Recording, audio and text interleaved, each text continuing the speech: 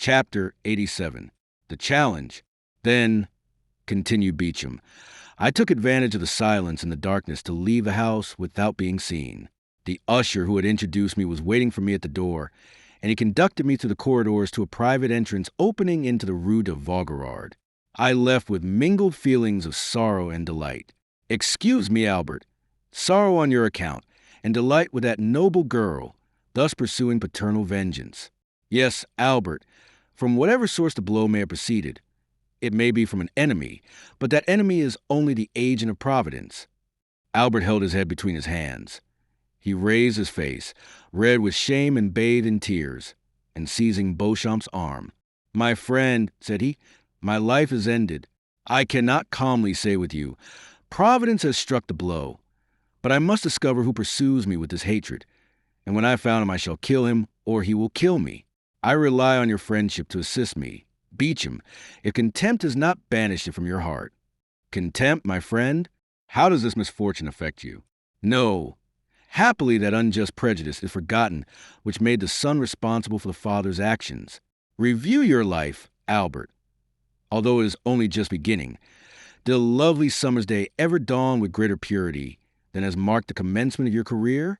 No, Albert, take my advice. You are young and rich. Leave Paris. All is soon forgotten in this great Babylon of excitement and changing tastes. You will return after 3 or 4 years with a Russian princess for a bride, and no one will think more of what occurred yesterday than if it had happened 16 years ago. Thank you, my dear Beecham. Thank you for the excellent feeling which prompts your advice. But cannot be. I have told you my wish, or rather my determination. You understand that, interested as I am in this affair, I cannot see it in the same light as you do. What appears to you to emanate from a celestial source seems to me to proceed from one far less pure. Providence appears to me to have no share in this affair, and happily so, for instead of the invisible, impalpable agent of celestial rewards and punishments, I shall find one both palpable and visible, on whom I shall revenge myself, I assure you, for all I have suffered during the last month. Now, I repeat, Beecham, I wish to return to human and material existence, and if you are still the friend you profess to be, help me to discover the hand that struck the blow." "Be it so," said Beecham. "If you must have me descend to earth, I submit. And if you will seek your enemy, I will assist you, and I will engage to find him, my honor being almost as deeply interested as yours. Well, then, you understand, Beecham, that we begin our search immediately. Each moment's delay is an eternity for me. The calumniator is not yet punished, and he may hope that he will not be, but on my honor, if he thinks so, he deceives himself. Well, listen, Morcerf. Ah, Beecham, I see you know something already. You will restore me to life. I do not say there is any truth in what I am going to tell you, but it is, at least, a ray of light in a dark night. By following it we may, perhaps, discover something more certain.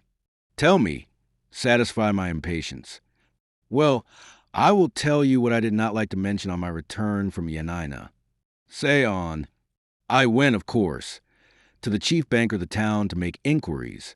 At the first word, before I had even mentioned your father's name, "Ah," said he, "I guess what brings you here." "How and why?" "Because a fortnight since I was questioned on the same subject." "By whom?" "By a banker of Paris, my correspondent, whose name is Danglars." "He!" cried Albert. "Yes, it is indeed he who has so long pursued my father with jealous hatred. He, the man who would be popular, cannot forgive the Count of Morcerf for being created a peer, and this marriage broken off without a reason being assigned. Yes, it is all from the same cause. Make inquiries, Albert, but do not be angry without reason. Make inquiries, and if it be true—" "Oh, yes, if it be true," cried the young man, "he shall pay me all I have suffered. Beware Morcerf. He is already an old man. I will respect his age as he has respected the honor of my family. If my father had offended him, why did he not attack him personally? Oh, no, he was afraid to encounter him face to face. I do not condemn you, Albert. I only restrain you. Act prudently. Oh, do not fear. Besides, you will accompany me. Beecham, solemn transactions should be sanctioned by a witness. before this day closes, if M. Danglars is guilty, he shall cease to live, or I shall die. Pardieu, Beecham, mine shall be a splendid funeral. When such resolutions are made, Albert, they should be promptly executed. Do you wish to go to M. Danglars? Let us go immediately. They sent for a cabriolet. On entering the banker's mansion, they perceived a phaeton and servant of M. Andrea Cavalcanti. Ah, parbleu, that's good, said Albert with a gloomy tone. If M. Danglars will not fight with me, I will kill his son-in-law. Cavalcanti will certainly fight.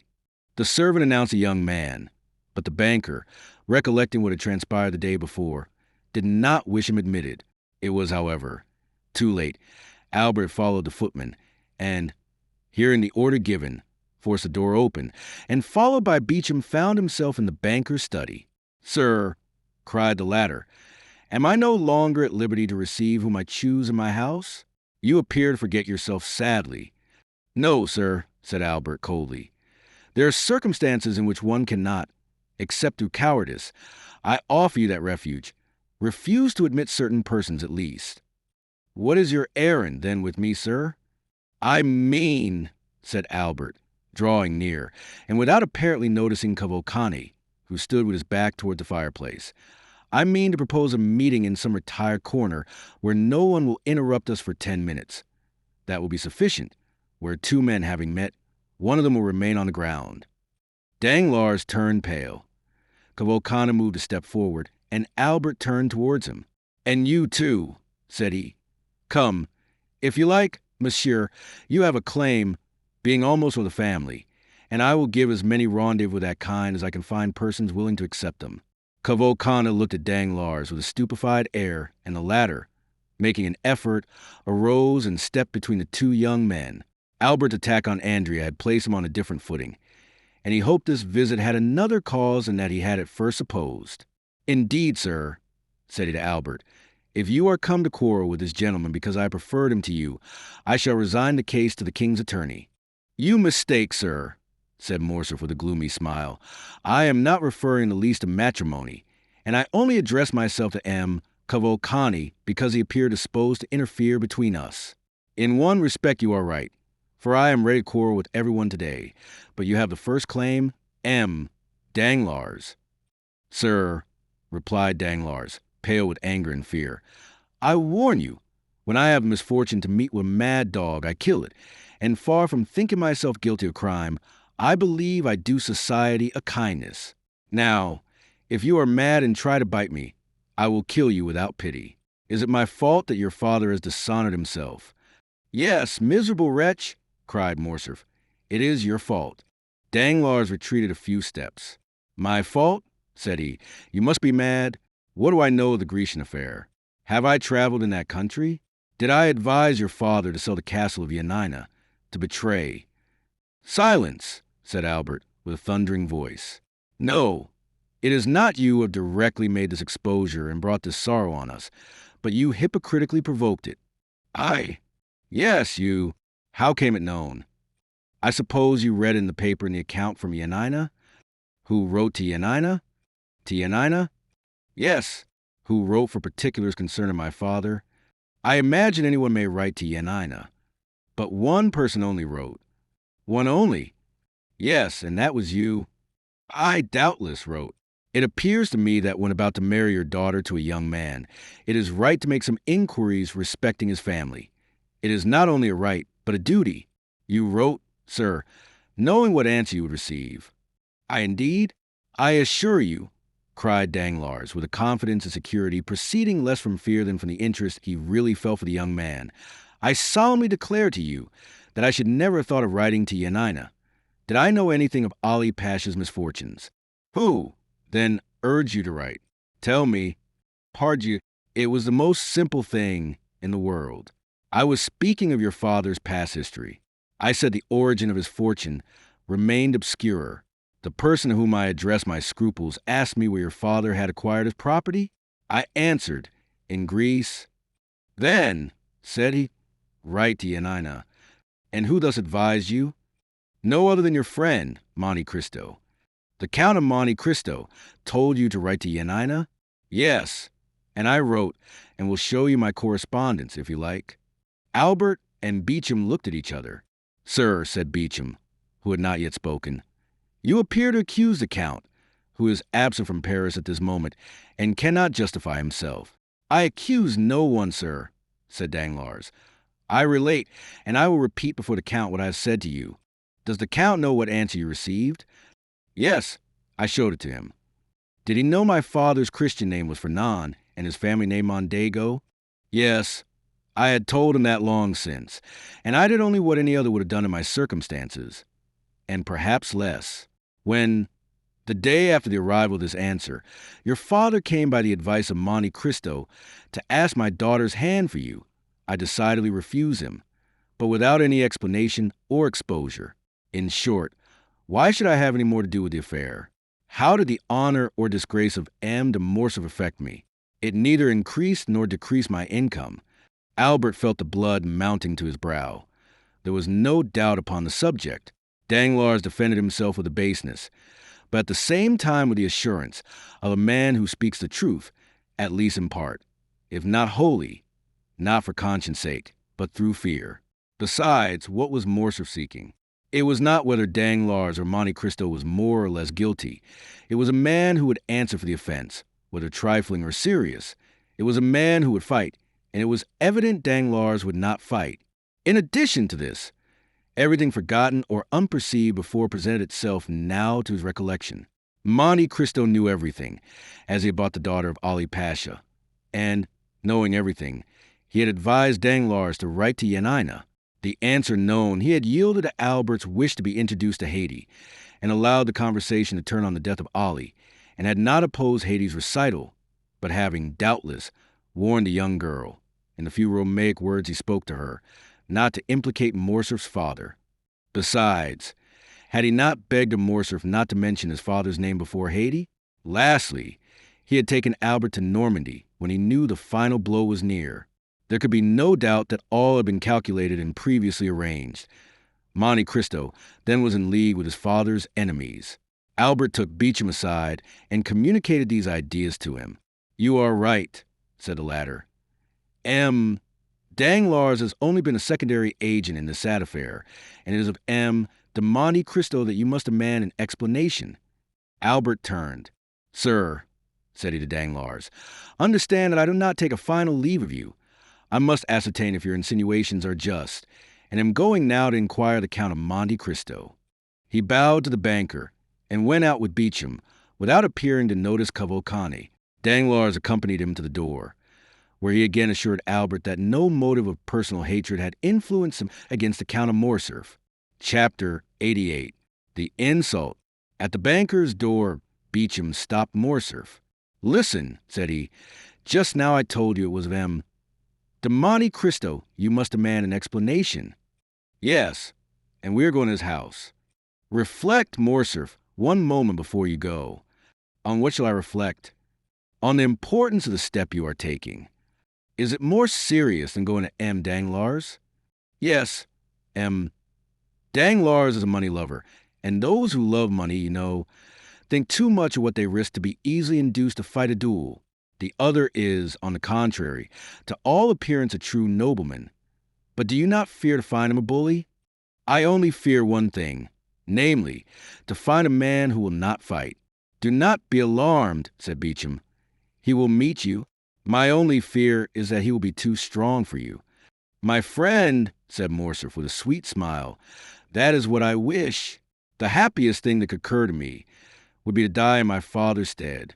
That would save us all. Your mother would die of grief.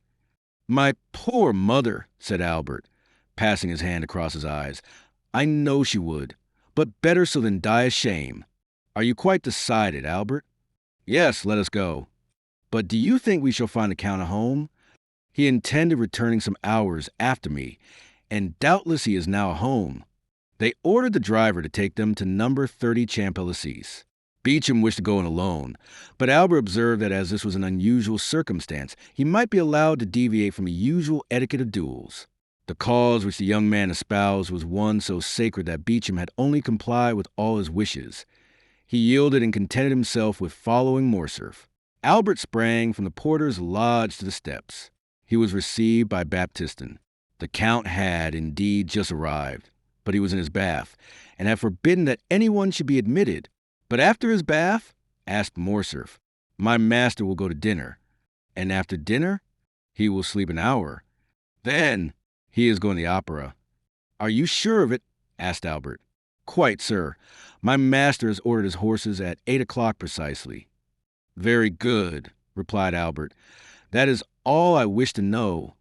Then, turning towards Beauchamp, if you have anything to attend to, Beauchamp, do it directly. If you have any appointment for this evening, defer it till tomorrow.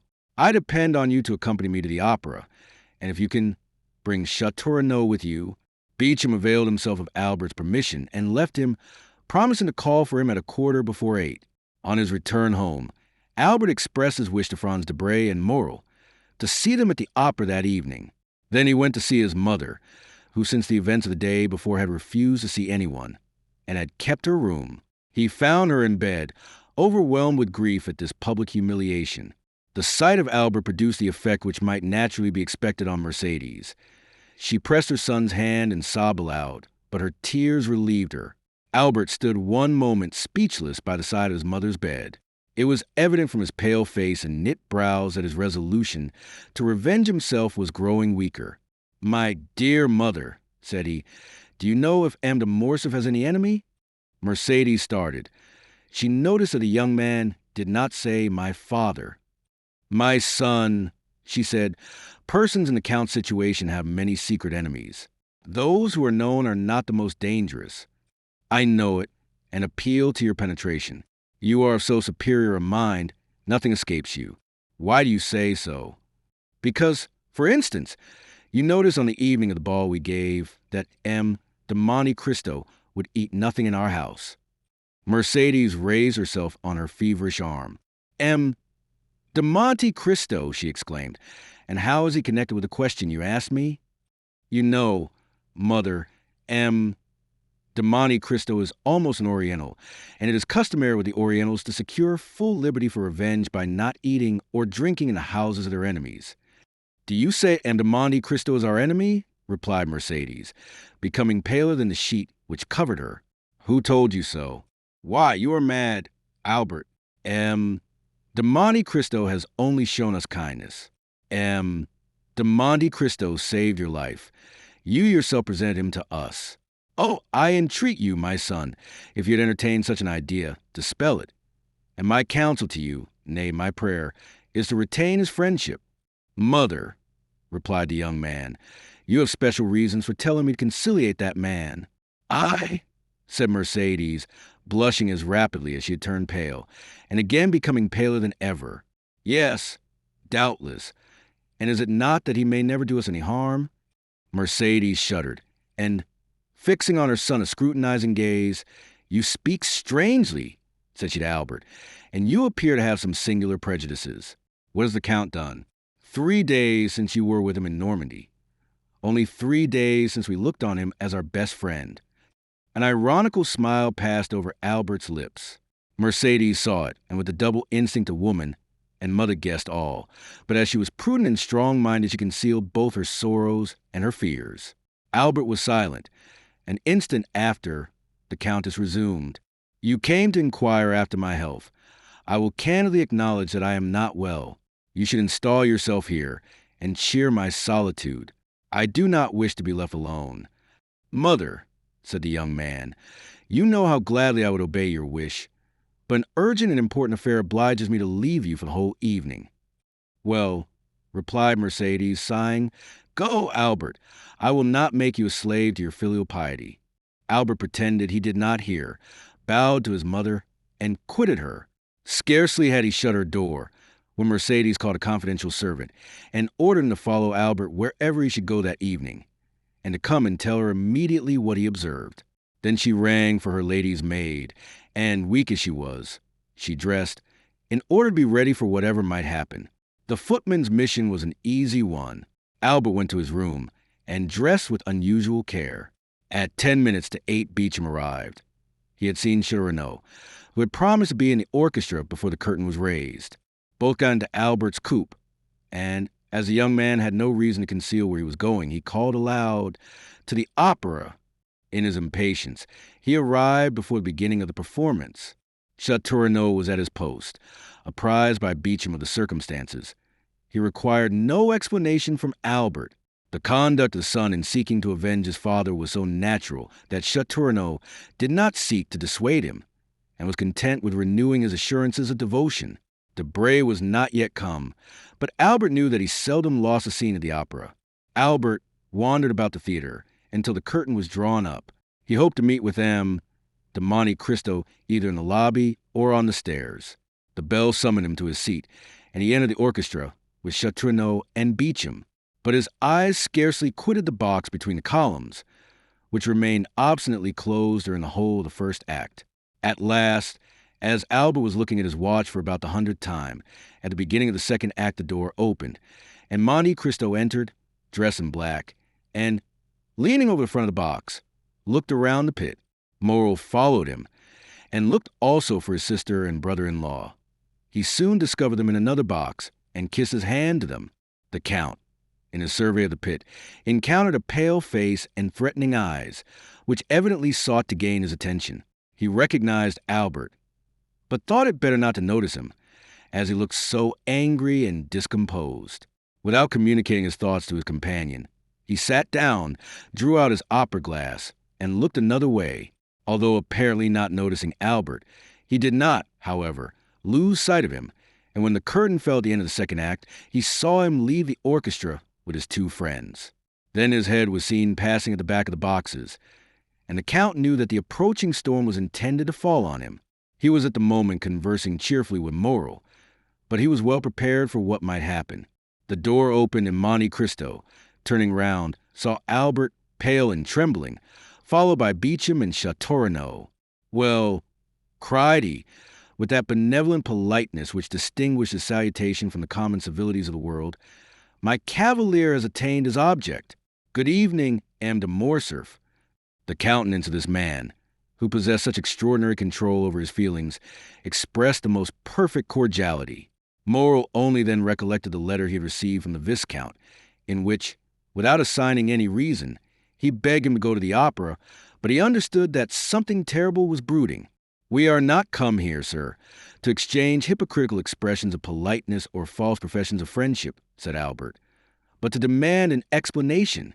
The young man's trembling voice was scarcely audible. "An explanation de opera," said the Count, with that calm tone and penetrating eye which characterize a man who knows his cause is good. "Little acquainted as I am with the habits of Parisians, I should not have thought this the place for such a demand. Still, if people will shut themselves up," said Albert, "and cannot be seen because they are bathing, dining, or asleep, we must avail ourselves of the opportunity whenever they are to be seen. I am not difficult of access, sir, for yesterday, if my memory does not deceive me, you were at my house." "Yesterday I was at your house, sir," said the young man, "because then I knew not who you were." In pronouncing these words, Albert had raised his voice so as to be heard by those in the adjoining boxes and in the lobby. Thus the attention of many was attracted by this altercation. "Where you come from, sir?" said Monte Cristo. "You do not appear to be in the possession of your senses." "Provided I understand your perfidy, sir, and succeed in making you understand that I will be revenged, I shall be reasonable enough," said Albert furiously. "I do not understand you, sir," replied Monte Cristo, "and if I did, your tone is too high. I am at home here, and I alone have a right to raise my voice above another's. Leave the box, sir." Monte Cristo pointed towards the door with the most commanding dignity. "Ah, I shall know how to make you leave your home," replied Albert, clasping his convulsed grasp the glove, which Monte Cristo did not lose sight of. "Well, well," said Monte Cristo quietly, "I see you wish to quarrel with me, but I would give you one piece of advice, which you will do well to keep in mind.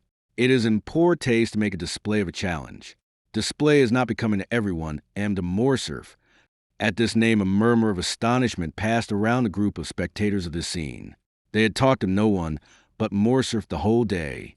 Albert understood the allusion in a moment, and was about to throw his glove at the Count, when Morrel seized his hand, while Beecham and Château, fearing the scene would surpass the limits of challenge, held him back. But Monte Cristo, without rising and leaning forward in his chair, merely stretched out his arm and, taking the damp, crushed glove from the clenched hand of the young man. "Sir," said he in a solemn tone, "I consider your glove thrown, and will return it to you wrapped around a bullet. Now leave me, or I will summon my servants to throw you out at the door." Wild, almost unconscious, with eyes inflamed, Albert stepped back, and Moreau closed the door. Monte Cristo took up his glass again as if nothing had happened. His face was like marble, and his heart was like bronze. Moreau whispered, "What have you done to him?" Nothing, at least personally," said Monte Cristo. "But there must be some cause for this strange scene. The Count of Morcerf's adventure exasperates the young man. Have you anything to do with it?" "It was through Haiti that the chamber was informed of his father's treason." "Indeed," said Moreau.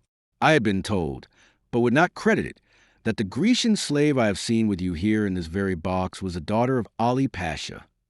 "It is true, nevertheless." "Then," said Moreau, "I understand it all, and this scene was premeditated." "How so?" "Yes. Albert wrote to request me to come to the opera, doubtless that I might be a witness to the insult he meant to offer you." "Probably," said Monte Cristo with his imperturbable tranquility. "But what shall you do with him?" "With whom?" "With Albert." "What shall I do with Albert?" "As certainly Maximilian. As I now press your hand, I shall kill him before 10 o'clock tomorrow morning." Moreau, in his turn, took Monte Cristo's hand in both of his, and he shuddered to feel how cold and steady it was. "Ah, Count," said he, "his father loves him so much." "Do not speak to me of that," said Monte Cristo, with the first movement of anger he had betrayed. "I will make him suffer." Moreau, amazed, let fall Monte Cristo's hand. Count," said he. "Dear Maximilian," interrupted the Count, "listen how adorably Duprez is singing that line, 'O Mathilde, idole de mon âme.' I was the first to discover Duprez at Naples, and the first to applaud him. Bravo, bravo." Moreau saw it was useless to say more and refrained. The curtain, which had risen at the close of the scene with Albert, again fell, and a rap was heard at the door. "Come in," said Monte Cristo with a voice that betrayed not the least emotion, and immediately Beauchamp appeared. "Good evening, M. Beauchamp," said Monte Cristo, as if this was the first time he had seen the journalist that evening. "Be seated." Beauchamp bowed, and, "Sitting down, sir," said he, "I just now accompanied M. de Morcerf, as you saw." "And that means," replied Monte Cristo, laughing, "that you had probably just dined together. I am happy to see, M. Beauchamp, that you are more sober than he was." "Sir," said M. Beauchamp, "Albert was wrong, I acknowledge, to betray so much anger, and I come, on my own account, to apologize for him. And having done so, entirely on my own account, be it understood, I would add that I believe you too gentlemanly to refuse giving him some explanation concerning your connection with Yanina. Then I will add 2 words about the young Greek girl." Monte Cristo motioned him to be silent. "Come," said he, laughing, "there are all my hopes about to be destroyed." "How so?" asked Beauchamp. "Doubtless you wish to make me appear a very eccentric character. I am, in your opinion, a Lara, a Manfred, a Lord Ruthven. Then, just as I am arriving at the climax, you defeat your own end and seek to make an ordinary man of me. You bring me down to your own level and demand explanations. Indeed, M. Beauchamp, it is quite laughable. Yet," replied Beauchamp haughtily, "there are occasions when probity commands." "M. Beauchamp," interposed the strange man, "the Count of Monte Cristo bows to none but the Count of Monte Cristo himself. Say no more, I entreat you. I do what I please, M. Beauchamp, and it is always well done." "Sir," replied the young man, "honest men are not to be paid with such coin. I require honorable guarantees." "I am, sir, a living guarantee," replied Monte Cristo, motionless, but with a threatening look.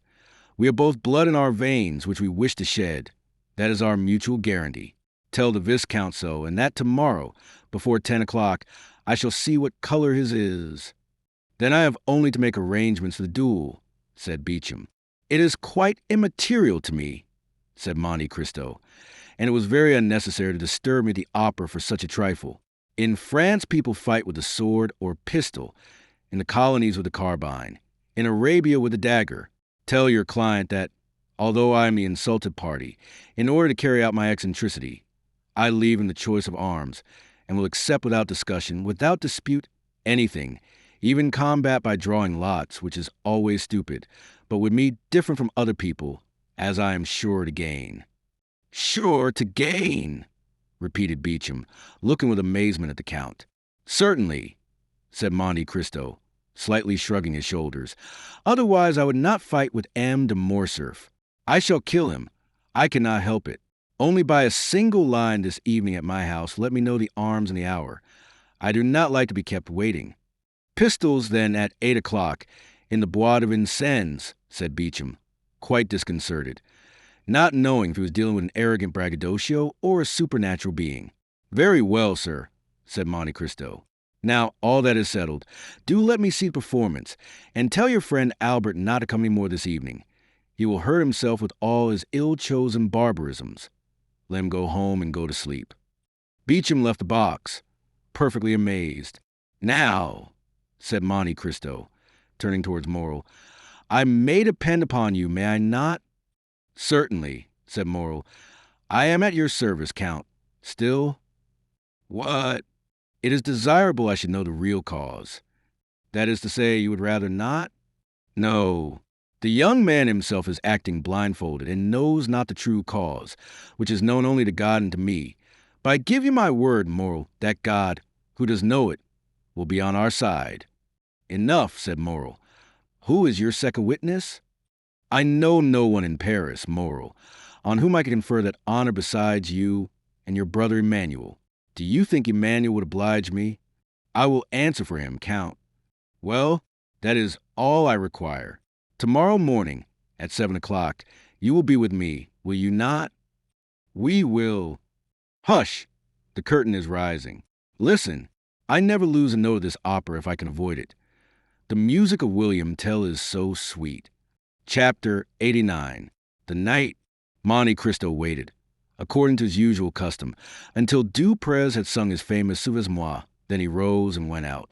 Morrel took leave of him at the door, renewing his promise to be with him the next morning at 7 o'clock, and to bring Emmanuel. Then he stepped into his coupe, calm and smiling, and was at home in 5 minutes. No one who knew the Count could mistake his expression when, on entering, he said, Ollie, bring me my pistols with the ivory cross. Ollie brought the box to his master, who examined the weapons with solicitude very natural to a man who was about to entrust his life to a little powder and shot. These were pistols of an especial pattern, which Monte Cristo had made for target practice in his own room.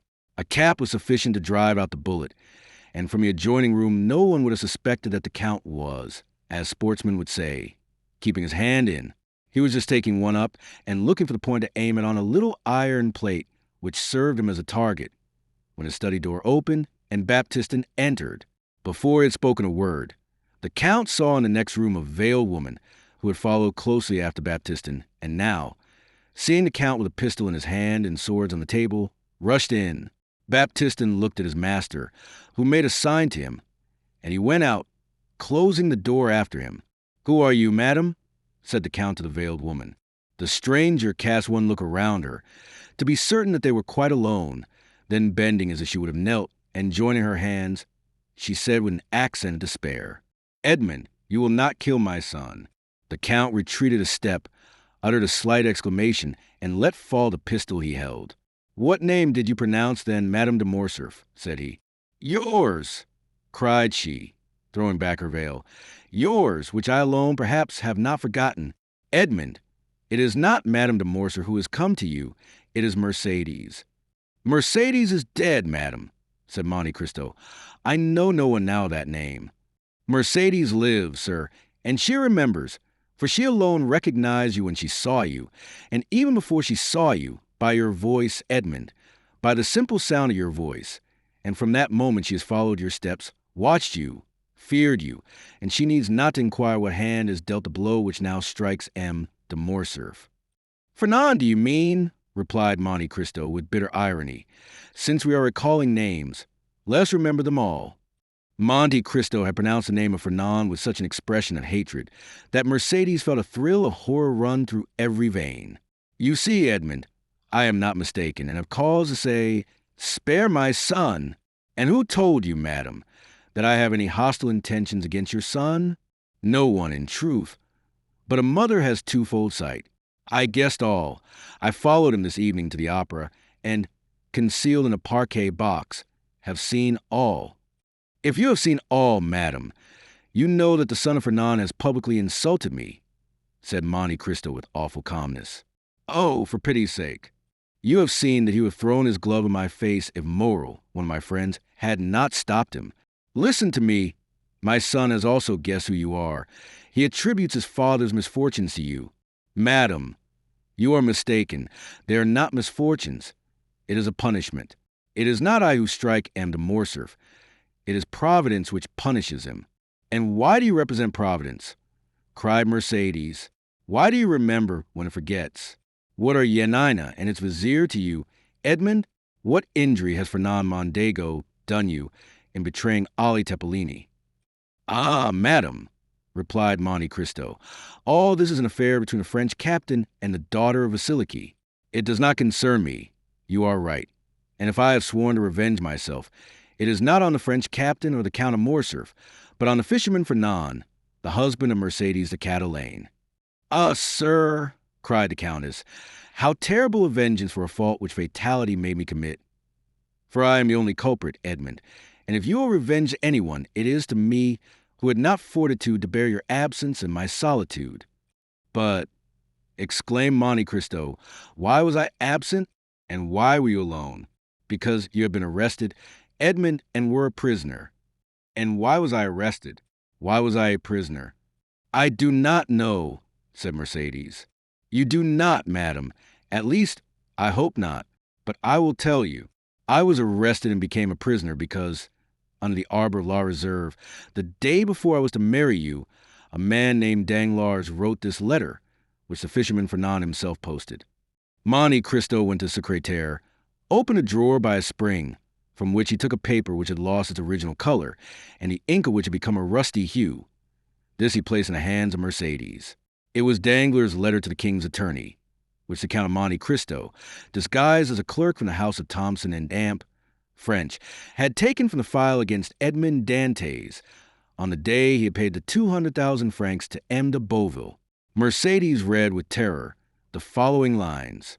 The king's attorney is informed by a friend of the throne and religion that one Edmond Dantès, second in command on board the Pharaon, this day arrived from Smyrna, after having touched at Naples and Porto-Ferrajo, is the bearer of a letter from Murat to the usurper and of another letter from the usurper to the Bonapartist Club in Paris.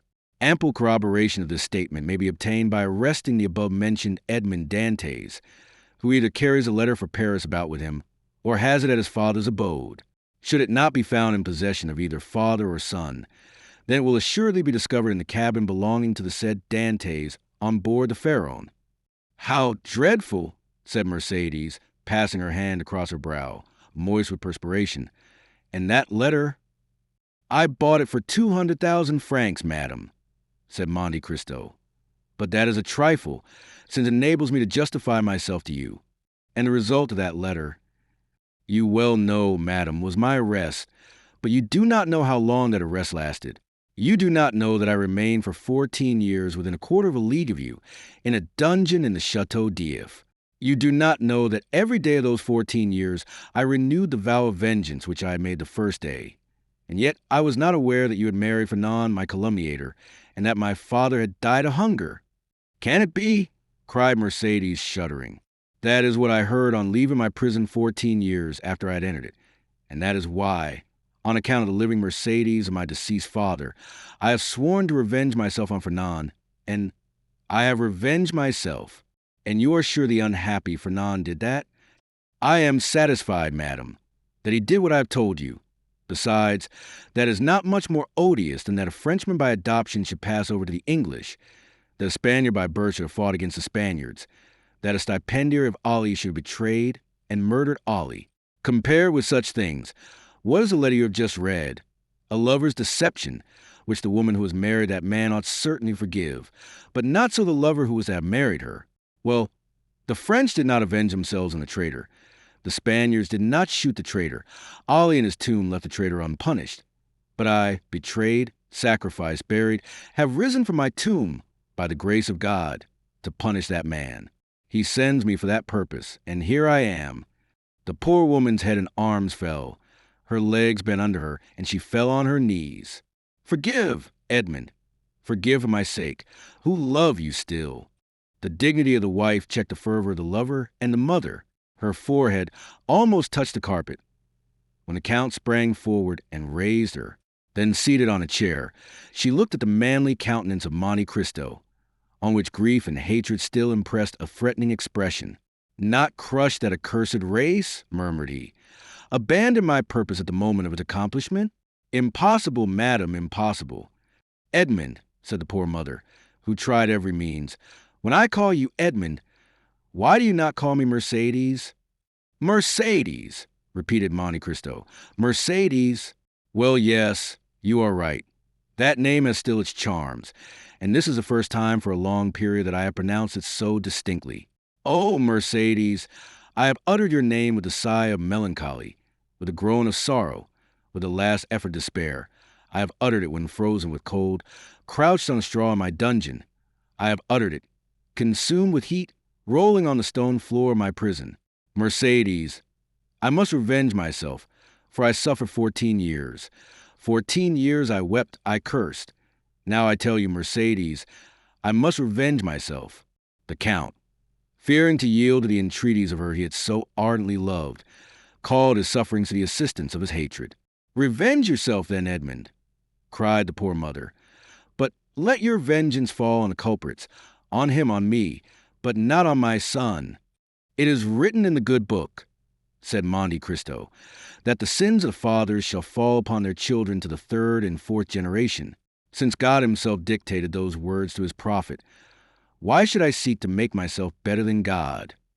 Edmond, continued Mercedes, with her arms extended towards the Count, since I first knew you, I have adored your name, have respected your memory.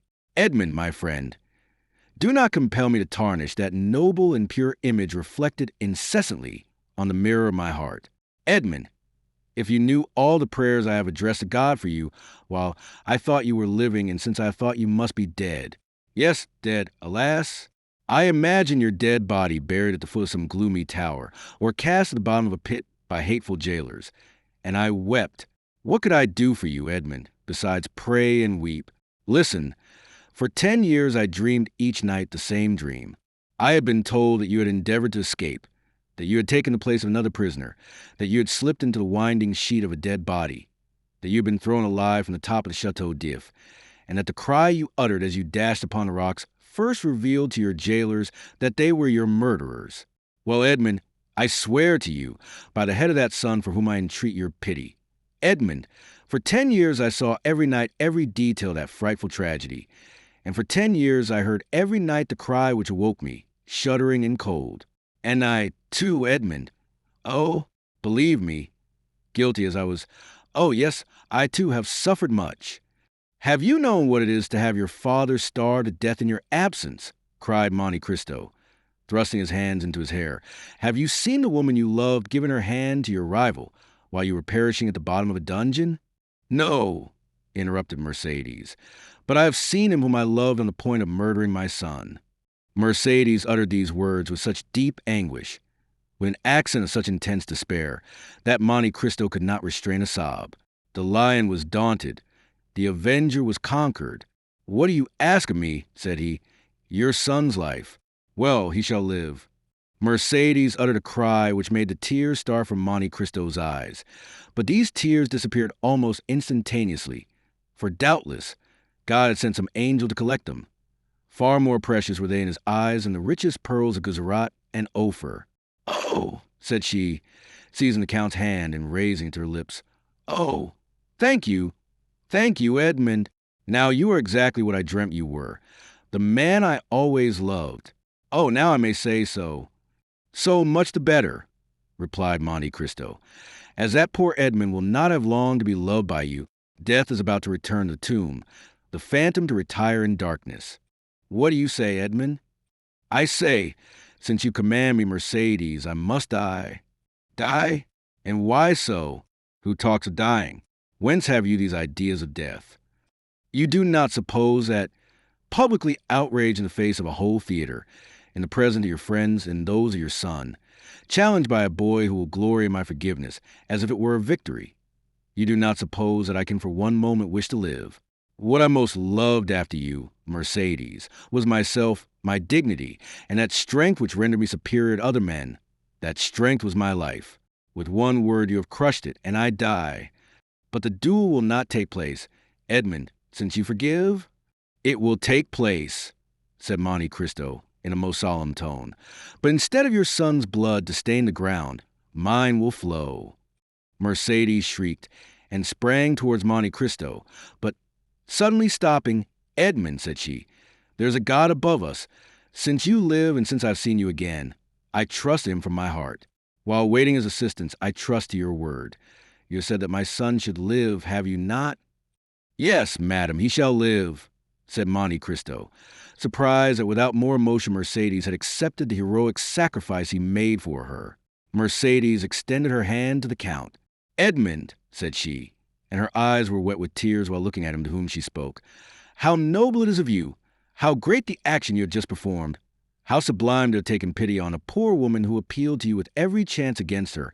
Alas, I am grown old with grief more than with years, and cannot now remind my Edmond by a smile or by a look of that Mercedes whom he once spent so many hours in contemplating. Ah, believe me, Edmond, as I told you, I too have suffered much. I repeat, it is melancholy to pass one's life without having one joy to recall, without preserving a single hope. But that proves that all is not yet over. No, it is not finished. I feel it by what remains in my heart. Oh, I repeat it, Edmond, what you have just done is beautiful. It is grand. It is sublime. Do you say so now, Mercedes? Then what would you say if you knew the extent of the sacrifice I make to you? Suppose that the Supreme Being, after having created the world and fertilized chaos, had paused in the work to spare an angel the tears that might one day flow from mortal sins from her immortal eyes. Suppose that when everything was in readiness and the moment had come for God to look upon his work and see that it was good, suppose it snuffed out the sun and tossed the world back into eternal night. Then, even then, Mercedes, you could not imagine what I lose in sacrificing my life at this moment. Mercedes looked at the Count in a way which expressed at the same time her astonishment, her admiration, and her gratitude. Monte Cristo pressed his forehead on his burning hands, as if his brain could no longer bear alone the weight of its thoughts. Edmond, said Mercedes, I have but one word more to say to you. The Count smiled bitterly. Edmond, continued she, you will see that if my face is pale, if my eyes are dull, if my beauty is gone, if Mercedes, in short, no longer resembles her former self in her features, you will see that her heart is still the same. Adieu, then, Edmond. I have nothing more to ask of heaven. I have seen you again, and have found you as noble and as great as formerly you were. Adieu, Edmond, adieu, and thank you. But the Count did not answer. Mercedes opened the door of the study, and had disappeared before he had recovered from the painful and profound reverie into which his thwarted vengeance had plunged him. The clock of the Invalides struck one when the carriage which conveyed Madame de Morcerf rolled away on the pavement of the Champs-Élysées, and made Monte Cristo raise his head. What a fool I was, said he, not to tear my heart out on the day when I resolved to avenge myself. Chapter 90. The meeting. After Mercedes had left Monte Cristo, he fell into profound gloom. Around him and within him the flight of thought seemed to have stopped. His energetic mind slumbered, as the body does after extreme fatigue. What? Said he to himself, while the lamp and the wax lights were nearly burnt out, and the servants were waiting impatiently in the anteroom. What? This edifice which I have been so long preparing, which I have reared with so much care and toil, is to be crushed by a single touch, a word, a breath. Yes, this self, of whom I thought so much, of whom I was so proud, who had appeared so worthless in the dungeons of the Château d'If, and whom I had succeeded in making so great, will be but a lump of clay tomorrow. Alas, it is not the death of the body I regret, for it is not the destruction of the vital principle, the repose to which everything is tending, to which every unhappy being aspires. Is not this the repose of matter after which I so long sighed, and which I was seeking to attain by the painful process of starvation when Faria appeared in my dungeon? What is death for me? One step farther into rest. Two, perhaps, into silence. No, it is not existence, then, that I regret, but the ruin of projects so slowly carried out, so laboriously framed. Providence is now opposed to them, when I most thought it would be propitious. It is not God's will that they should be accomplished. This burden, almost as heavy as a world which I had raised and I had thought to bear to the end, was too great for my strength, and I was compelled to lay it down in the middle of my career. Oh, shall I then again become a fatalist, whom 14 years of despair and 10 of hope had rendered a believer in Providence? And all this, because my heart, which I thought dead, was only sleeping, because it has awakened and has begun to beat again, because I have yielded to the pain of the emotion excited in my breast by a woman's voice. Yet, continued the Count, becoming each moment more absorbed in the anticipation of the dreadful sacrifice of Moro, which Mercedes had accepted.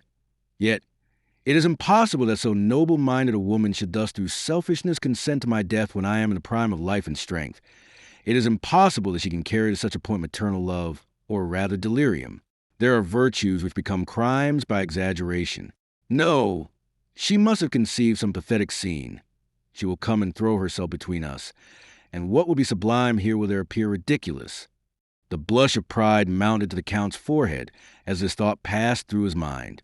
Ridiculous, repeated he, and the ridicule will fall on me.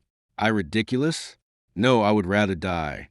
By thus exaggerating to his own mind the anticipated ill fortune of the next day, to which he had condemned himself by promising Mercedes to spare her son, the Count at last exclaimed, Folly, folly, folly, to carry generosity so far as to put myself up as a mark for that young man to aim at. He will never believe that my death was suicide, and yet it is important for the honor of my memory, and this surely is not vanity, but a justifiable pride. It is important the world should know that I consented, by my free will, to stop my arm, already raised to strike, and that with the arm which has been so powerful against others, I have struck myself. It must be, it shall be. Seizing a pen, he drew a paper from a secret drawer in his desk, and wrote at the bottom of the document, which was no other than his will, made since his arrival in Paris, a sort of codicil, clearly explaining the nature of his death. I do this, oh my God, said he, with his eyes raised to heaven, as much for thy honor as for mine. I have during 10 years considered myself the agent of thy vengeance, and other wretches like Morcerf, Danglars, Villefort, even Morcerf himself, must not imagine that chance has freed them from their enemy. Let them know, on the contrary, that their punishment, which had been decreed by Providence, is only delayed by my present determination, and although they escape it in this world, it awaits them in another, and that they are only exchanging time for eternity. While he was thus agitated by gloomy uncertainties, wretched waking dreams of grief, the first rays of morning pierced his windows, and shone upon the pale blue paper on which he had just inscribed his justification of Providence. It was just 5 o'clock in the morning, when a slight noise like a stifled sigh reached his ear. He turned his head, looked around him, and saw no one, but the sound was repeated distinctly enough to convince him of its reality. He arose, and quietly opening the door of the drawing-room, saw Haydée, who had fallen on a chair, with her arms hanging down and her beautiful head thrown back. She had been standing at the door, to prevent his going out without seeing her, until sleep, which the young cannot resist, had overpowered her frame, wearied as she was with watching. The noise of the door did not awaken her, and Monte Cristo gazed at her with affectionate regret. She remembered that she had a son, said he, and I forgot I had a daughter. Then, shaking his head sorrowfully, poor Haydée, said he, she wished to see me, to speak to me. She has feared or guessed something. Oh, I cannot go without taking leave of her. I cannot die without confiding her to someone. He quietly regained his seat and wrote under the other lines, I bequeath to Maximilian Morel, captain of Spahis, and son of my former patron, Pierre Morel, shipowner at Marseilles, the sum of 20 millions, a part of which may be offered to his sister Julie and brother-in-law Emmanuel, if he does not fear this increase of fortune may mar their happiness. These 20 millions are concealed in my grotto at Monte Cristo, of which Bertuccio knows the secret, if his heart is free, and he will marry Haiti, the daughter of Ali Pasha of Yanina, whom I have brought up with the love of a father, and who has shown the love and tenderness of a daughter for me. He will thus accomplish my last wish.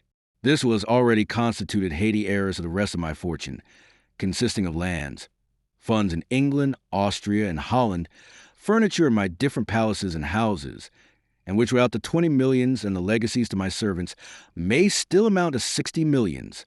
He was finishing the last line when a cry behind him made him start, and the pen fell from his hand. "Haiti," said he, "did you read it?" "Oh, my lord," said she, "why are you writing thus at such an hour? Why are you bequeathing all your fortune to me? Are you going to leave me?"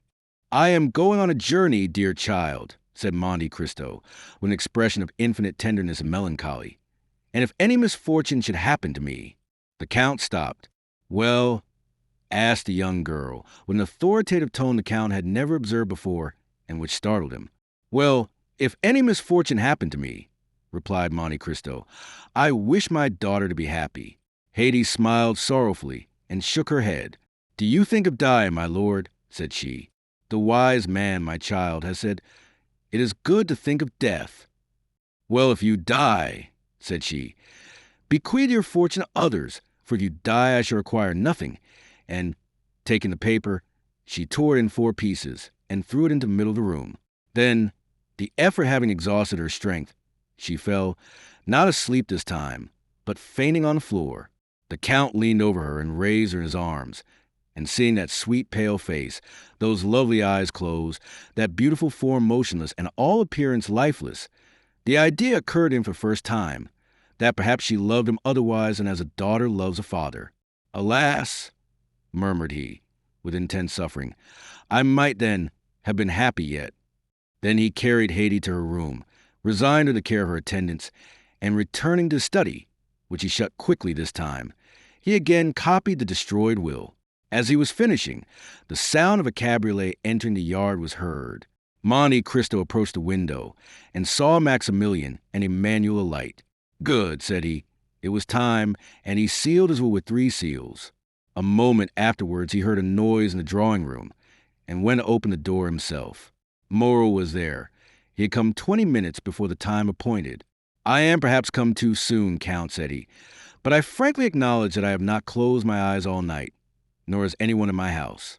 I need to see you strong in your courageous assurance, to recover myself." Monte Cristo could not resist this proof of affection. He not only extended his hand to the young man, but flew to him with open arms. "Moreau," said he, "it is a happy day for me, to feel that I am beloved by such a man as you. Good morning, Emmanuel. You will come with me then, Maximilian?" "Did you doubt it?" said the young captain. "But if I were wrong? I watched you during the whole scene of that challenge yesterday. I have been thinking of your firmness all night, and I said to myself that justice must be on your side, or man's countenance is no longer be relied on. But, Moreau, Albert is your friend?" "Simply an acquaintance, sir." "You met on the same day you first saw me?" "Yes, that is true, but I should not have recollected it if you had not reminded me." "Thank you, Moreau." Then ringing the bell once, "Look," said he to Ali, who came immediately, "take that to my solicitor. It is my will, Moreau. When I am dead, you will go and examine it." "What?" said Moreau, "you dead?" "Yes. Must I not be prepared for everything, dear friend? But what did you do yesterday after you left me?" "I went to Tortoni's, where, as I expected, I found Beecham and Château. I own I was seeking them." "Why, when all was arranged?" "Listen, Count. The affair is serious and unavoidable. Did you doubt it?" "No. The offense was public, and everyone is already talking of it. Well, I hope to get an exchange of arms, to substitute the sword for the pistol. The pistol is blind." "Have you succeeded?" asked Monte Cristo quickly, with an imperceptible gleam of hope. "No, for your skill with the sword is so well known." "Ah, who has betrayed me?" "The skillful swordsman whom you have conquered." "And you failed?" "They positively refused." "Moreau," said the Count, "have you ever seen me fire a pistol?" "Never." "Well, we have time. Look." Monte Cristo took the pistols he held in his hand when Mercedes entered, and fixing an ace of clubs against the iron plate. With 4 shots, he successively shot off the 4 sides of the club. At each shot, Morrill turned pale. He examined the bullets with which Monte Cristo performed this dexterous feat, and saw that they were no larger than buckshot. "It is astonishing," said he. "Look, Emmanuel." Then turning towards Monte Cristo, "Count," said he, "in the name of all that is dear to you, I entreat you not to kill Albert. The unhappy youth has a mother." "You are right," said Monte Cristo, "and I have none." These words were uttered in a tone which made Morrill shudder. "You are the offended party, Count." "Doubtless. What does that imply?" "That you will fire first." "I fire first?" "Oh, I obtained, or rather claimed that. We had conceded enough of them to yield us that." "And at what distance?" 20 paces. A smile of terrible import passed over the Count's lips. "Morrill," said he, "do not forget what you have just seen. The only chance for Albert's safety, then, will arise from your emotion." "I suffer from emotion?" said Monte Cristo. "Or from your generosity, my friend. To so good a marksman as you are, I may say what would appear absurd to another." "What is that?" "Break his arm, wound him, but do not kill him." "I will tell you, Morrill," said the Count, "that I do not need entreating to spare the life of de Morcerf. He shall be so well spared that he will return quietly with his 2 friends, while I— "And you?" "That will be another thing. I shall be brought home." "No, no," cried Maximilian, quite unable to restrain his feelings. "As I told you, my dear Morrill, de Morcerf will kill me." Morrill looked at him in utter amazement. "But what has happened, then, since last evening, Count?" "The same thing that happened to Brutus the night before the Battle of Philippi. I have seen a ghost, and that ghost told me, Morrill, that I had lived long enough." Maximilian and Emmanuel looked at each other. Monte Cristo drew out his watch. "Let us go," said he. "It is 5 minutes past 7, and the appointment was for 8 o'clock." A carriage was in readiness at the door. Monte Cristo stepped into it with his 2 friends. He had stopped a moment in the passage to listen at a door, and Maximilian and Emmanuel, who had considerately passed forward a few steps, thought they heard him answer by a sigh to a sob from within. As the clock struck 8, they drove up to the place of meeting. "We are first," said Morrill, looking out the window. "Excuse me, sir," said Baptistin, who had followed his master with indescribable terror, "but I think I see a carriage down there under the trees." Monte Cristo sprang lightly from the carriage and offered his hand to assist Emmanuel and Maximilian. The latter retained the Count's hand between his. "I like," said he, "to feel a hand like this when its owner relies on the goodness of his cause." "It seems to me," said Emmanuel, "that I see 2 young men down there who are evidently waiting." Monte Cristo drew Morrill a step or 2 behind his brother-in-law. "Maximilian," said he, "are your affections disengaged?" Morrill looked at Monte Cristo with astonishment. "I do not seek your confidence, my dear friend. I only ask you a simple question. Answer it. That is all I require. I love a young girl, Count. Do you love her much?" "More than my life." "Another hope defeated," said the Count. Then with a sigh, "Poor Haydée," murmured he. "To tell the truth, Count, if I knew less of you, I should think that you were less brave than you are. Because I sigh when thinking of someone I am leaving. Come, Morrill, it is not like a soldier to be so bad a judge of courage. Do I regret life? What is it to me, who have passed 20 years between life and death? Moreover, do not alarm yourself, Morrill. This weakness, if it is such, is betrayed to you alone. I know the world is a drawing room, from which we must retire politely and honestly, that is, with a bow and our debts of honor paid. That is to the purpose. Have you brought your arms?" "Aye, what for?" "I hope these gentlemen have theirs." "I will inquire," said Morrill. "Do. But make no treaty, you understand me?" "You need not fear." Morrill advanced towards Beauchamp and Château, who, seeing his intention, came to meet him. The 3 young men bowed to each other courteously, if not affably. "Excuse me, gentlemen," said Morrill, "but I do not see de Morcerf. He sent us word this morning. replied Château, that he would meet us on the ground. Ah, said Morel. Beecham pulled out his watch. It is only 5 minutes past 8, said he to Morel. There is not much time lost yet. Oh, I made no allusion of that kind, replied Morel. There is a carriage coming, said Château. It advanced rapidly along one of the avenues leading toward the open space, where they were assembled. You are doubtless provided with pistols, gentlemen. De Monte Cristo yields his right of using his. We had anticipated this kindness on the part of the Count, said Beecham, and I have brought some weapons which I bought 8 or 10 days since, thinking to want them on a similar occasion. They are quite new and have not yet been used. Will you examine them? Oh, Beecham, if you assure me that de Morcerf does not know these pistols, you may readily believe that your word will be quite sufficient. Gentlemen, said Château, it is not Morcerf coming in that carriage. Faith, it is Franz and Debray. The 2 young men, he announced, were indeed approaching. What chance brings you here, gentlemen? Said Château, shaking hands with each of them. Because, said Debray, Albert sent this morning to request us to come. Beecham and Château exchanged looks of astonishment. I think I understand his reason, said Morel. What is it? Yesterday afternoon I received a letter from de Morcerf, begging me to attend the opera. And I, said Debray. And I also, said Franz. And we too, added Beecham and Château. Having wished you all to witness the challenge, he now wishes you to be present at the combat. Exactly so, said the young men. You have probably guessed right. But after all these arrangements, he does not come himself, said Château. Albert is 10 minutes after time. There he comes, said Beecham, on horseback, at full gallop, followed by a servant. How imprudent, said Château, to come on horseback to fight a duel with pistols after all the instructions I had given him. And besides, said Beecham, with a collar above a cravat, an open coat and white waistcoat, why has he not painted a spot upon his heart? It would have been more simple. Meanwhile, Albert had arrived within 10 paces of the group formed by the 5 young men. He jumped from his horse, threw the bridle on his servant's arms, and joined them. He was pale, and his eyes were red and swollen.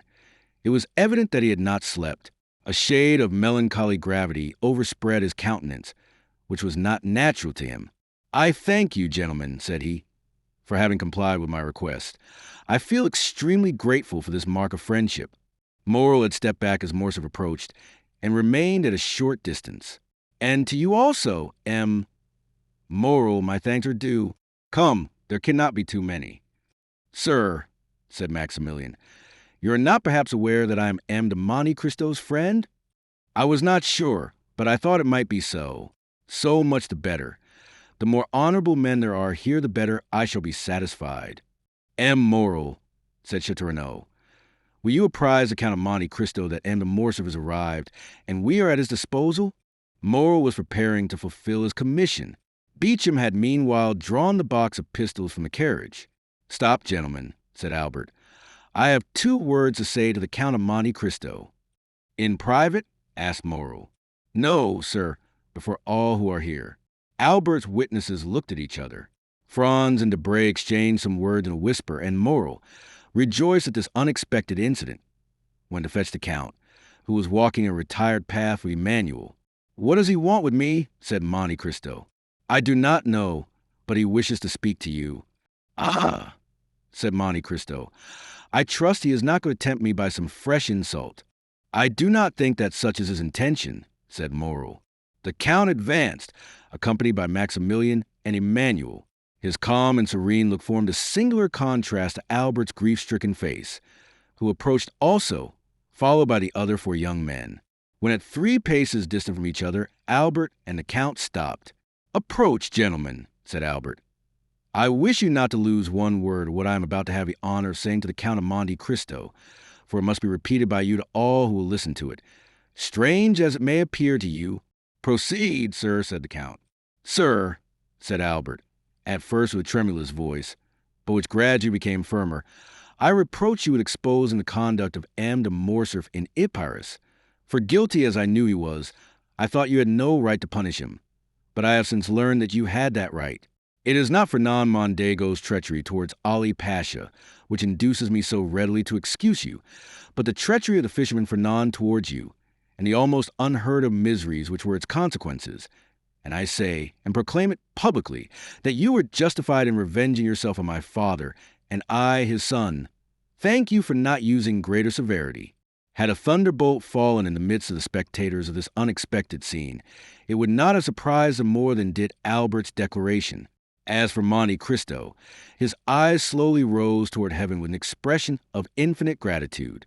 He could not understand how Albert's fiery nature, of which he had seen so much among the Roman bandits, had suddenly stooped to this humiliation. He recognized the influence of Mercedes and saw why her noble heart had not opposed a sacrifice she knew beforehand would be useless. "Now, sir," said Albert, "if you think my apology sufficient, pray give me your hand. Next to the merit of infallibility which you appear to possess, I rank that of candidly acknowledging a fault. But this confession concerns me only. I acted well as a man, but you have acted better than man. An angel alone could have saved one of us from death. That angel came from heaven, if not to make us friends, which, alas, fatality renders impossible, at least to make us esteem each other." Monte Cristo, with moistened eye, heaving breast, and lips half open, extended to Albert a hand which the latter pressed with sentiment resembling respectful fear. "Gentlemen," said he, "de Monte Cristo receives my apology. I had acted hastily toward him. Hasty actions are generally bad ones. Now my fault is repaired. I hope the world will not call me cowardly for acting as my conscience dictated. But if anyone should entertain a false opinion of me," added he, drawing himself up as if he would challenge both friends and enemies, "I shall endeavor to correct his mistake. What happened during the night?" asked Beauchamp of Château. "We appear to make a very sorry figure here. In truth, what Albert has just done is either very despicable or very noble," replied the Baron. "What can it mean?" said the Bray de France. "The Count of Monte Cristo acts dishonorably to M. de Morcerf, and is justified by his son. Had I 10 Yanninas in my family, I should only consider myself the more bound to fight 10 times. As for Monte Cristo, his head was bent down, his arms were powerless. Bowing under the weight of 24 years' reminiscences, he thought not of Albert, of Beauchamp, of Château, or of any of that group, but he thought of that courageous woman who had come to plead for her son's life, to whom he had offered his, and who had now saved it by the revelation of a dreadful family secret, capable of destroying forever in that young man's heart every feeling of filial piety. Providence still, murmured he. Now only am I fully convinced of being the emissary of God. Chapter 91. Mother and Son. The Count of Monte Cristo bowed to the 5 young men with a melancholy and dignified smile, and got into his carriage with Maximilian and Emmanuel. Albert, Beauchamp, and Château remained alone. Albert looked at his 2 friends, not timidly, but in a way that appeared to ask their opinion of what he had just done. "Indeed, my dear friend," said Beauchamp first, who had either the most feeling or the least dissimulation, "allow me to congratulate you. This is a very unhoped for conclusion of a very disagreeable affair." Albert remained silent and wrapped in thought. Château contented himself with tapping his boot with his flexible cane. "Are we not going?" said he, after this embarrassing silence. "When you please," replied Beauchamp. "Allow me only to compliment M. Morcerf, who has given proof today of rare chivalric generosity." "Oh, yes," said Château. "It is magnificent," continued Beauchamp, "to be able to exercise so much self-control." "Assuredly. As for me, I should have been incapable of it," said Château, with most significant coolness. "Gentlemen," interrupted Albert, "I think you did not understand that something very serious had passed between M. de Monte Cristo and myself." Possibly, said Beauchamp immediately. "But every simpleton would not be able to understand your heroism, and sooner or later you will find yourself compelled to explain it to them more energetically than would be convenient to your bodily health and the duration of your life. May I give you a friendly counsel? Set out for Naples, The Hague, or St. Petersburg. Calm countries, where the point of honor is better understood than among our hot-headed Parisians. Seek quietude and oblivion, so that you may return peaceably to France after a few years. Am I not right, M. de Château? "That is quite my opinion," said the gentleman. Nothing induces serious duels so much as a duel forsworn. Thank you, gentlemen, replied Albert, with a smile of indifference. I shall follow your advice, not because you give it, but because I before intended to quit France. I thank you equally for the service you have rendered me in being my seconds. It is deeply engraved on my heart, and after what you have just said, I remember that only. Château and Beecham looked at each other. The impression was the same on both of them, and the tone in which Morcer had just expressed his thanks was so determined that the position would have become embarrassing for all the conversation had continued. "Goodbye, Albert," said Beecham suddenly, carelessly extending his hand to the young man. The latter did not appear to arouse from his lethargy. In fact, he did not notice the offered hand. "Goodbye," said Château in his turn, keeping his little cane in his left hand and saluting with his right. Albert's lips scarcely whispered goodbye, but his look was more explicit. It expressed a whole poem of restrained anger, proud disdain, and generous indignation. He preserved his melancholy and motionless position for some time after his two friends had regained their carriage. Then suddenly unfastening his horse from the little tree to which his servant had tied it, he mounted and galloped off in the direction of Paris. In a quarter of an hour, he was entering the house in the Rue du Helder. As he alighted, he thought he saw his father's pale face behind the curtain of the Count's bedroom. Albert turned away his head with a sigh and went to his own apartments. He cast one lingering look on all the luxuries which had rendered life so easy and so happy since his infancy. He looked at the pictures, whose faces seemed to smile, and the landscapes, which appeared painted in brighter colors. Then he took away his mother's portrait, with its oaken frame, leaving the gilt frame from which he took it black and empty.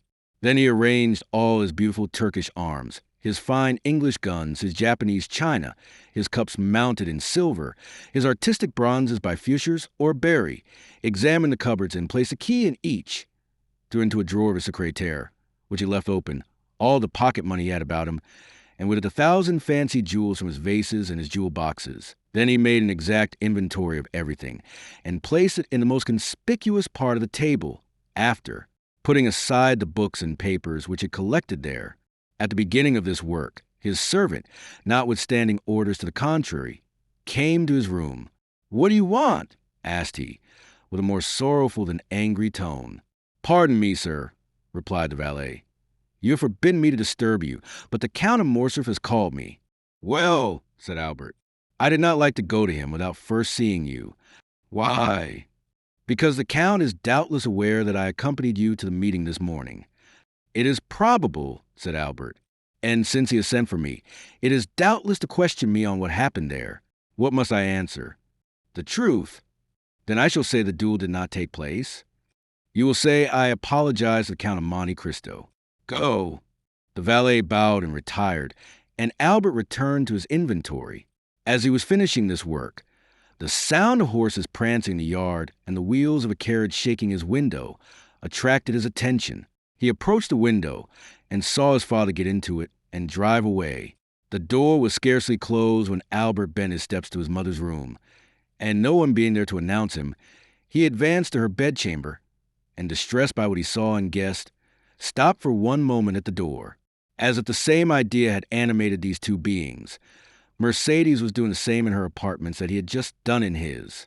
Everything was in order. Laces, dresses, jewels, linen, money, all were arranged in the drawers, and the Countess was carefully collecting the keys. Albert saw all these preparations and understood them, and exclaiming, "My mother," he threw his arms around her neck.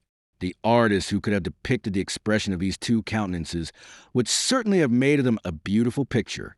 All these proofs of an energetic resolution, which Albert did not fear on his own account, alarmed him for his mother. "What are you doing?" asked he. "What were you doing?" replied she. "Oh, my mother!"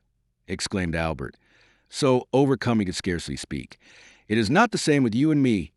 You cannot have made the same resolution I have, for I have come to warn you that I bid adieu to your house and to you." "I also," replied Mercedes, "am going, and I acknowledge I depended on your accompanying me. Have I deceived myself?" "Mother," said Albert with firmness, "I cannot make you share the fate I have planned for myself. I must live henceforth without rank and fortune, and to begin this hard apprenticeship, I must borrow from a friend the loaf I shall eat until I have earned one. So, my dear mother, I am going at once to ask Franz to lend me the small sum I shall require to supply my present wants. You, my poor child, suffer poverty and hunger? Oh, do not say so. It will break my resolutions. But not mine, mother, replied Albert. I am young and strong. I believe I am courageous, and since yesterday I have learned the power of will. Alas, my dear mother, some have suffered so much, and yet live, and have raised a new fortune on a ruin of all the promises of happiness which heaven had made them, on the fragments of all the hope which God had given them. I have seen that, mother. I know that from the gulf in which their enemies have plunged them, they have risen with so much vigor and glory that in their turn they have ruled their former conquerors and have punished them. No, mother. From this moment I have done with the past and accept nothing from it, not even a name, because you can understand that your son cannot bear the name of a man who ought to blush for it before another. Albert, my child, said Mercedes, if I had a stronger heart, that is the counsel I would have given you.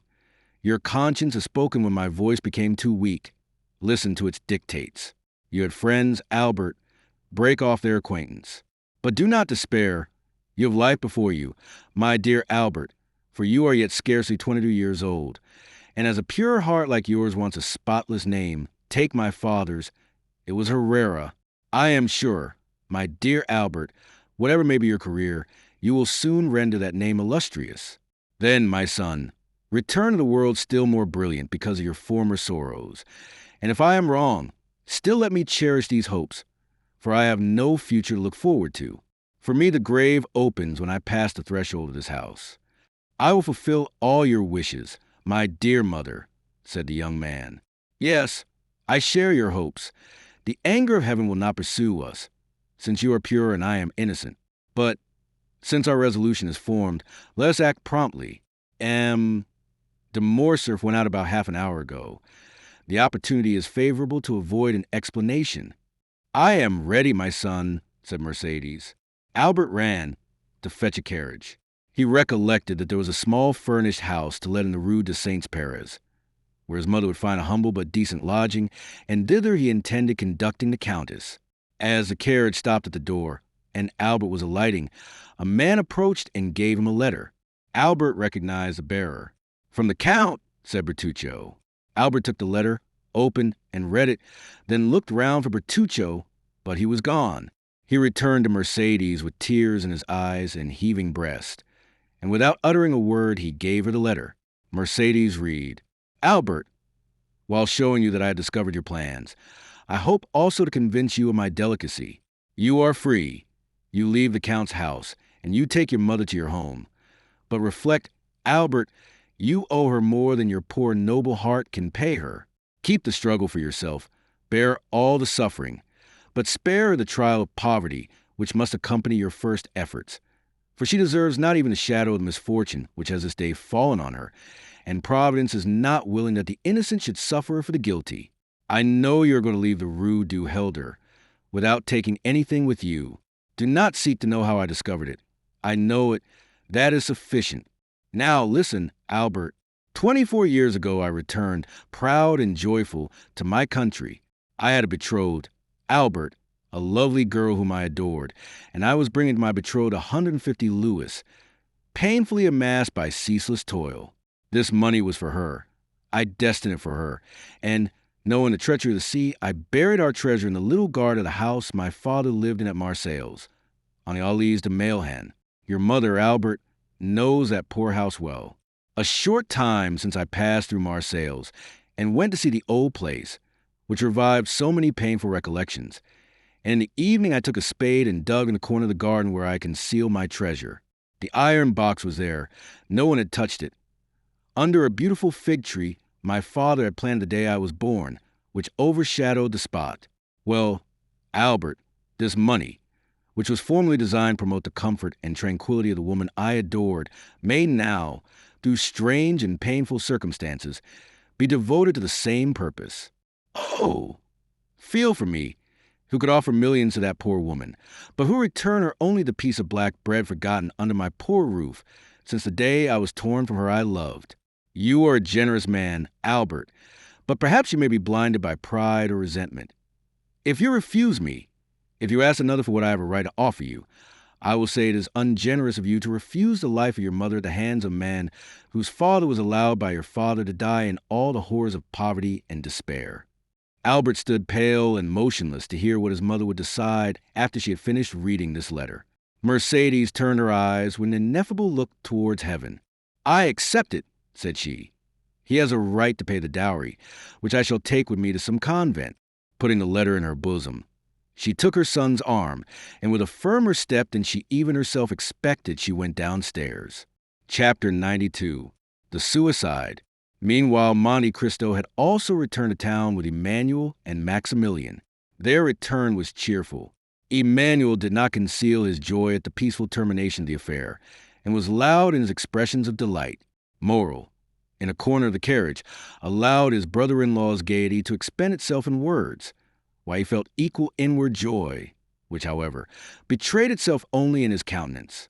At the Barriere du Trône they met Bertuccio, who was waiting there, motionless as a sentinel at his post. Monte Cristo put his head out of the window, exchanged a few words with him in a low tone, and the steward disappeared. "Count," said Emmanuel, when they were at the end of the Place Royale, "put me down at my door, that my wife may not have a single moment of needless anxiety on my account or yours. If it were not ridiculous to make a display of our triumph," said Morrel, "I would invite the Count to our house. Besides that, he doubtless has some trembling heart to comfort, so we will take leave of our friend and let him hasten home." "Stop a moment," said Monte Cristo. "Do not let me lose both my companions. Return, Emmanuel, to your charming wife, and present my best compliments to her. And do you, Morrel, accompany me to the Champs-Élysées." "Willingly," said Maximilian, "particularly as I have business in that quarter." "Shall we wait breakfast for you?" asked Emmanuel. "No," replied the young man. The door was closed, and the carriage proceeded. "See what good fortune I brought you," said Morrel, when he was alone with the Count. "Have you not thought so?" "Yes," said Monte Cristo. "For that reason I wish to keep you near me." "It is miraculous," continued Morrel, answering his own thoughts. "What?" said Monte Cristo. "What has just happened?" "Yes," said the Count. "You are right. It is miraculous." "For Albert is brave," resumed Morrel. "Very brave," said Monte Cristo. "I have seen him sleep with a sword suspended over his head." "And I know he has fought 2 duels," said Morrel. "How can you reconcile that with his conduct this morning?" "All owing to your influence," replied Monte Cristo, smiling. "It is well for Albert he is not in the army," said Morrel. "Why?" "An apology on the ground," said the young captain, shaking his head. "Come," said the Count mildly, "do not entertain the prejudices of ordinary men, Morrel. Acknowledge that if Albert is brave, he cannot be a coward. He must have had some reason for acting as he did this morning, and confess that his conduct is more heroic than otherwise." "Doubtless, doubtless," said Morrel. "But I shall say, like the Spaniard, he has not been so brave today as he was yesterday."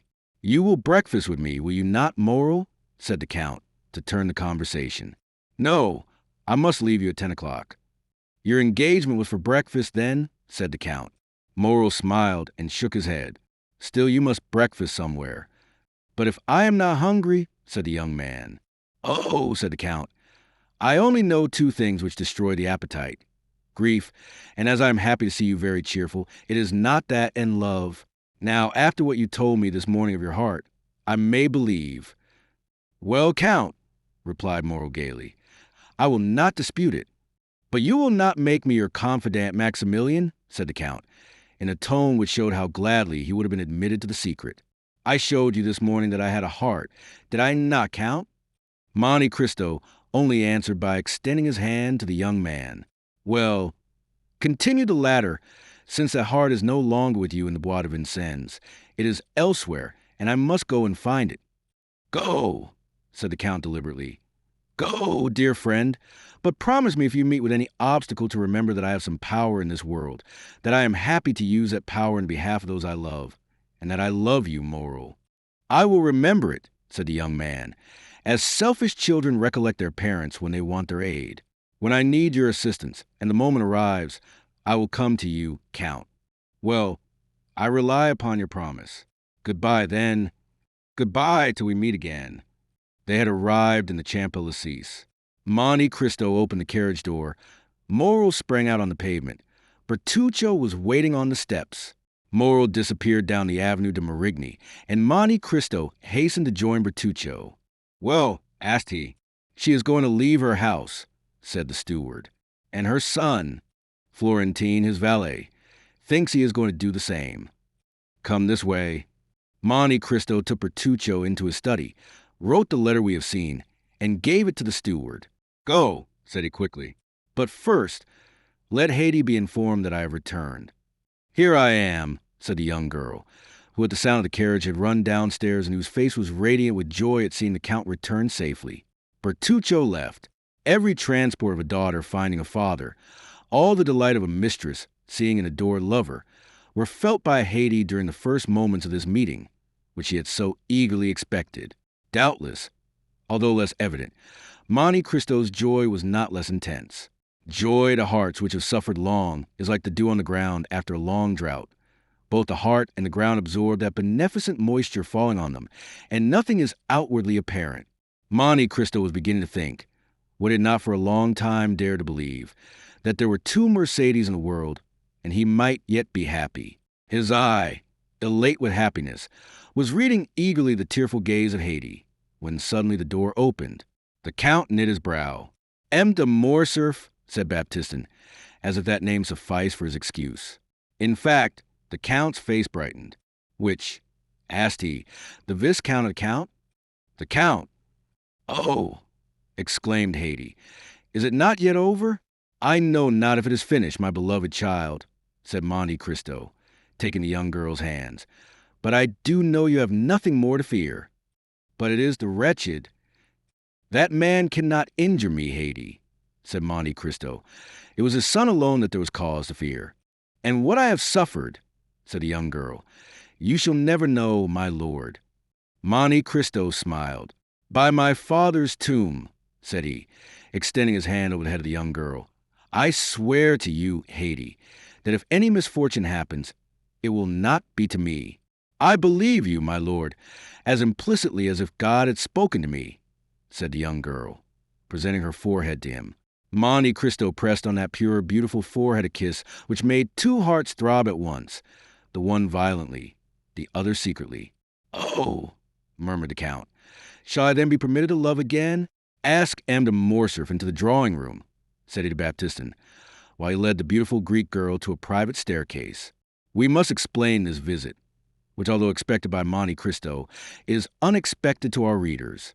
While Mercedes, as we have said, was making a similar inventory of her property to Albert's, while she was arranging her jewels, shutting her drawers, collecting her keys, to leave everything in perfect order, she did not perceive a pale and sinister face at a glass door which threw light into the passage, from which everything could be both seen and heard. He who was thus looking, without being heard or seen, probably heard and saw all that passed in Madame de Morcerf's apartments. From that glass door the pale-faced man went to the Count's bedroom and raised with constricted hand the curtain of a window overlooking the courtyard. He remained there 10 minutes, motionless and dumb, listening to the beating of his own heart. For him those 10 minutes were very long. It was then Albert, returning from his meeting with the Count, perceived his father watching for his arrival behind a curtain and turned aside. The Count's eye expanded. He knew Albert had insulted the Count dreadfully, and that in every country in the world such an insult would lead to a deadly duel. Albert returned safely. Then the Count was revenged. An indescribable ray of joy illumined that wretched countenance like the last ray of the sun before it disappears behind the clouds which bear the aspect, not of a downy couch, but of a tomb. But as we have said, he waited in vain for his son to come to his apartment with the account of his triumph. He easily understood why his son did not come to see him before he went to avenge his father's honor. But when that was done, why did not his son come and throw himself into his arms? It was then, when the Count could not see Albert, that he sent for his servant, who he knew was authorized not to conceal anything from him. 10 minutes afterwards, General Morcerf was seen on the steps in a black coat, with a military collar, black pantaloons, and black gloves. He had apparently given previous orders, for as he reached the bottom step his carriage came from the coach-house ready for him. The valet threw into the carriage his military cloak, in which 2 swords were wrapped, and, shutting the door, he took his seat by the side of the coachman. The coachman stooped down for his orders. "To the Champs-Élysées," said the general. "The Count of Monte Cristo's. Hurry!" The horses bounded beneath the whip, and in 5 minutes they stopped before the Count's door. De Morcerf opened the door himself, and as the carriage rolled away, he passed up the walk, rang, and entered the open door with a servant. A moment afterwards, Baptistin announced the Count of Morcerf to Monte Cristo, and the latter, leading Haydée aside, ordered that Morcerf be asked into the drawing-room. The general was pacing the room the 3rd time when, in turning, he perceived Monte Cristo at the door. "Ah, it is M. de Morcerf," said Monte Cristo quietly. "I thought I had not heard aright." "Yes, it is I," said the Count, whom a frightful contraction of the lips prevented from articulating freely. "May I know the cause which procures me the pleasure of seeing M. de Morcerf so early?"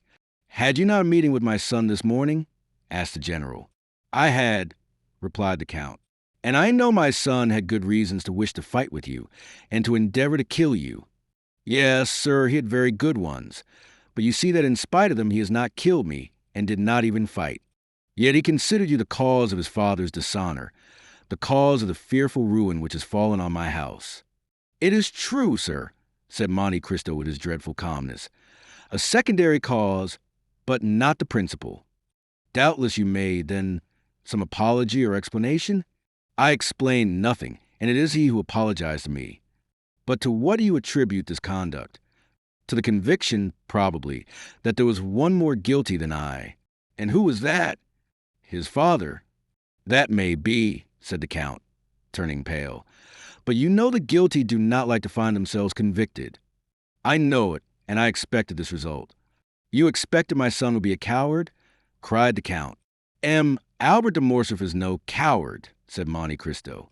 "A man who holds a sword in his hand, and sees a mortal enemy within reach of that sword, and does not fight, is a coward. Why is he not here that I may tell him so?" "Sir," replied Monte Cristo coldly, "I did not expect that you had come here to relate to me your little family affairs. Go and tell Albert that, and he may know what to answer you." "Oh, no, no," said the general, smiling faintly. "I did not come for that purpose. You are right. I came to tell you that I also look upon you as my enemy. I came to tell you that I hate you instinctively, that it seems as if I had always known you and always hated you. And in short, since the young people of the present day will not fight, it remains for us to do so. Do you think so, sir?" "Certainly.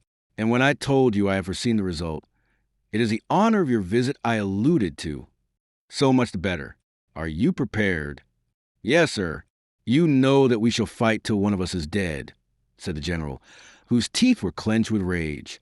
"Until one of us dies," repeated Monte Cristo, moving his head slightly up and down. "Let us start, then. We need no witnesses."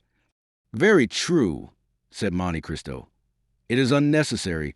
We know each other so well." "On the contrary," said the Count, "we know so little of each other." "Indeed?" said Monte Cristo, with the same indomitable coolness. "Let us see. Are you not the soldier Fernand, who deserted on the eve of the Battle of Waterloo? Are you not the Lieutenant Fernand, who served as guide and spy to the French army in Spain?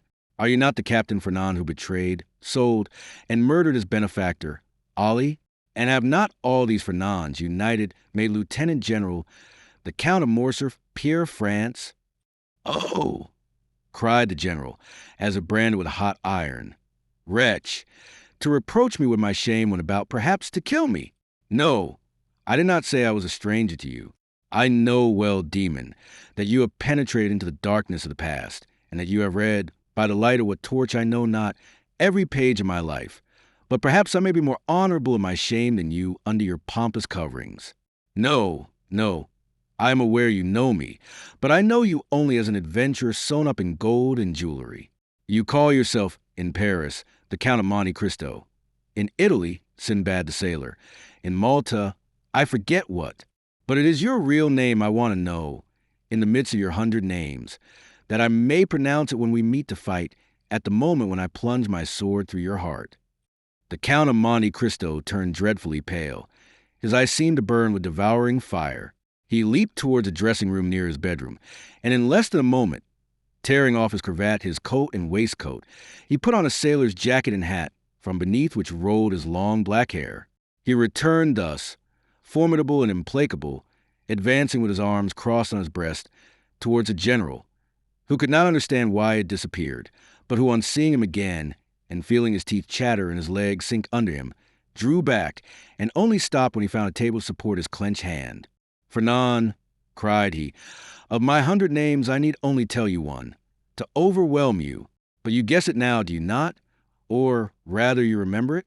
For, notwithstanding all my sorrows and my tortures, I show you today a face which the happiness of revenge makes young again, a face you must often have seen in your dreams since your marriage with Mercedes, my betrothed." The general, with his head thrown back, hands extended, gaze fixed, looked silently at this dreadful apparition. Then, seeking the wall to support him, he glided along close to it until he reached the door, through which he went out backwards, uttering this single mournful, lamentable, distressing cry, "Edmond Dantès!" Then, with sighs which were unlike any human sound, he dragged himself to the door, reeled across the courtyard, and falling into the arms of his valet, he said in a voice scarcely intelligible, "Home, home." The fresh air and the shame he felt at having exposed himself before his servants partly recalled his senses, but the ride was short, and as he drew near his house all his wretchedness revived. He stopped at a short distance from the house and alighted. The door was wide open. A hackney coach was standing in the middle of the yard, a strange sight before so noble a mansion. The Count looked at it with terror, but without daring to inquire its meaning, he rushed towards his apartment. 2 persons were coming down the stairs.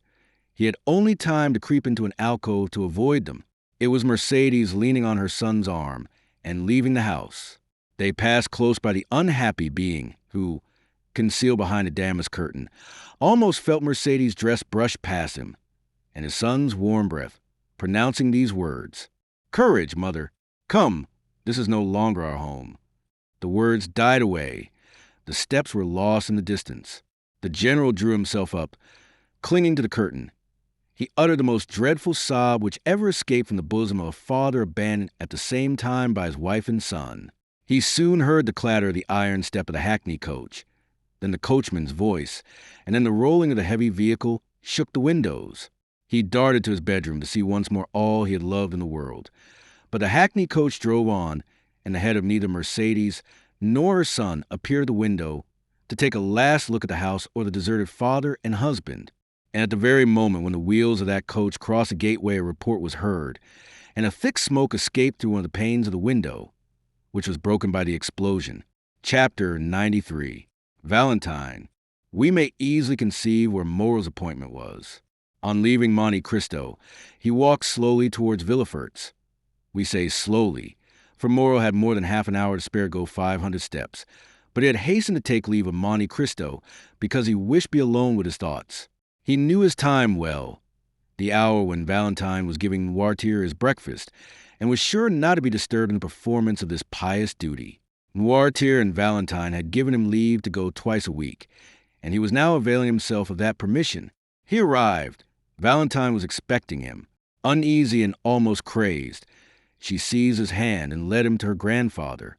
This uneasiness, amounting almost to frenzy, arose from the report Morcerf's adventure had made in the world, for the affair at the opera was generally known.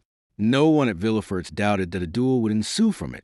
Valentine, with her woman's instinct, guessed that Moral would be Monte Cristo's second, and from a young man's well-known courage and his great affection for the Count, she feared that he would not content himself with the passive part assigned to him. We may easily understand how eagerly the particulars were asked for, given, and received, and Moral could read an indescribable joy in the eyes of his beloved when she knew that the termination of this affair was as happy as it was unexpected. "Now," said Valentine, motioning to Moral to sit down near her grandfather, while she took her seat on his footstool, "now let us talk about our own affairs. You know, Maximilian, Grandpapa once thought of leaving this house and taking an apartment away from M. de Villefort's."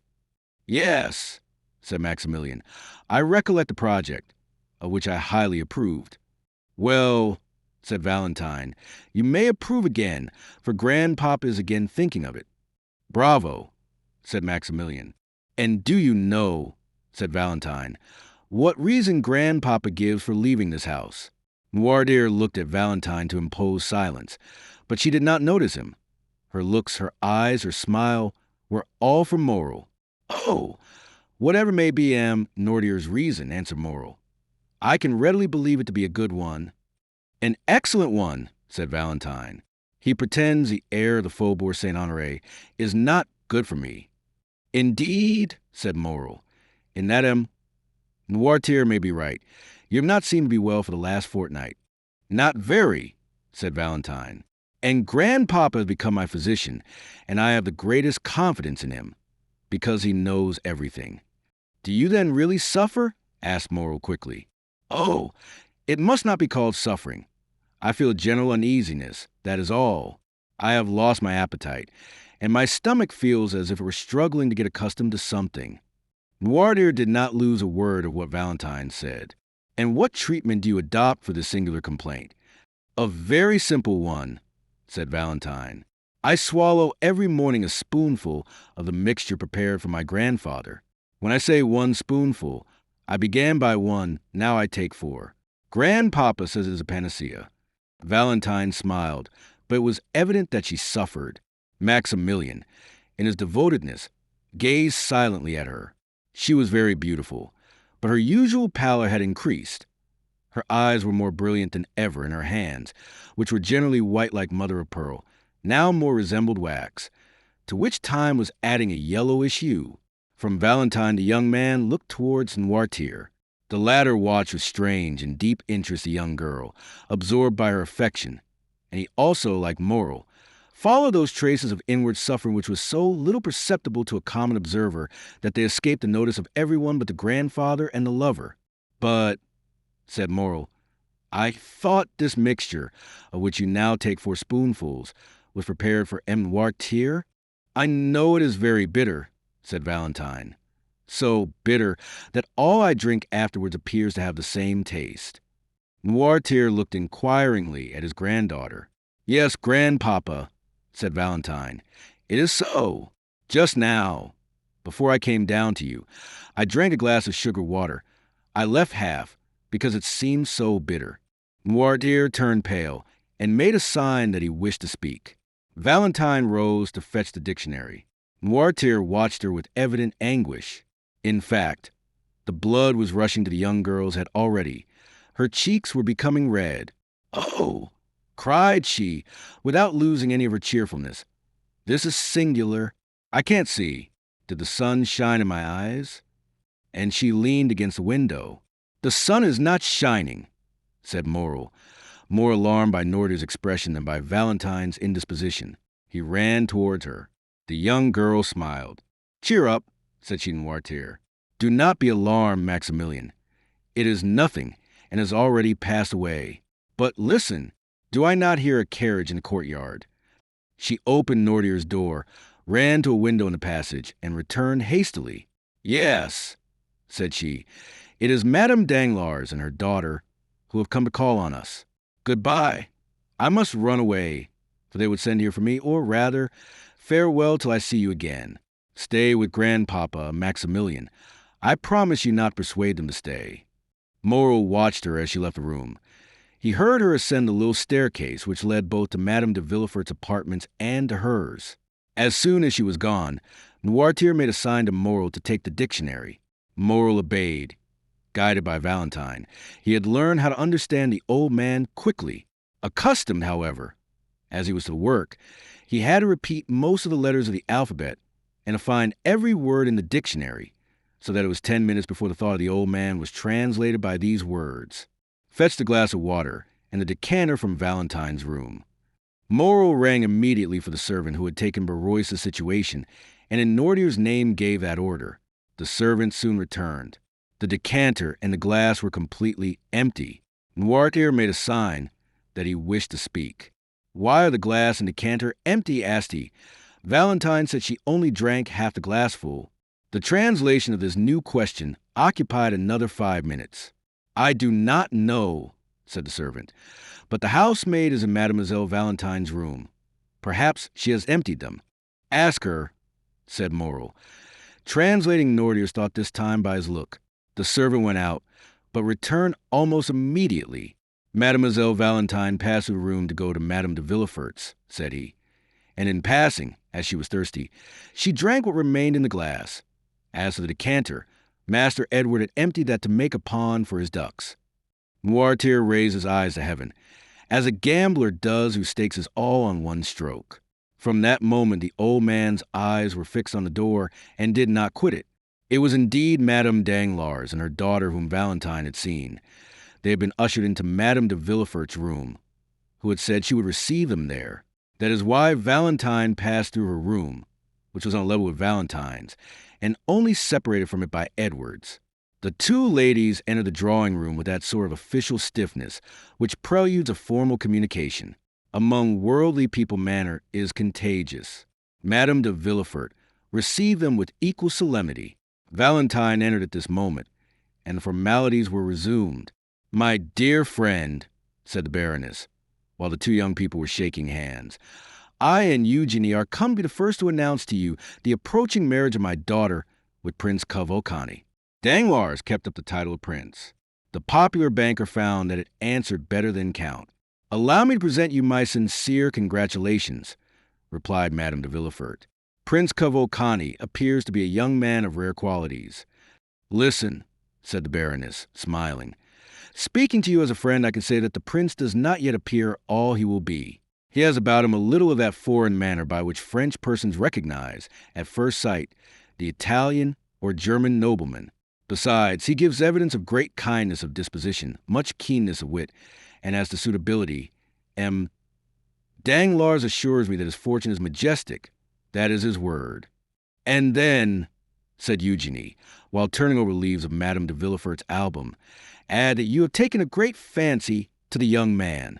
And," said Madame de Villefort, "I need not ask you if you share that fancy." "I," replied Eugenie with her usual candor. "Oh, not the least in the world, madam. My wish was not to confine myself to domestic cares or the caprices of any man, but to be an artist and consequently free in heart, in person and in thought." Eugenie pronounced these words with so firm a tone that the color mounted to Valentine's cheeks. The timid girl could not understand that vigorous nature which appeared to have none of the timidities of woman. "At any rate," said she, "since I am to be married whether I will or not, I ought to be thankful to Providence for having released me from my engagement with M. Albert de Morcerf, or I should this day have been the wife of a dishonored man." "It is true," said the Baroness, with that strange simplicity sometimes met with among fashionable ladies, and of which plebeian intercourse can never entirely deprive them. "It is very true that had not the Morcerfs hesitated, my daughter would have married Monsieur Albert. The general depended much on it. He even came before Sam Danglars. We have had a narrow escape. But," said Valentine, timidly, "does all the father's shame revert upon the son? Monsieur Albert appears to me quite innocent of the treason charged against the general." "Excuse me," said the implacable young girl.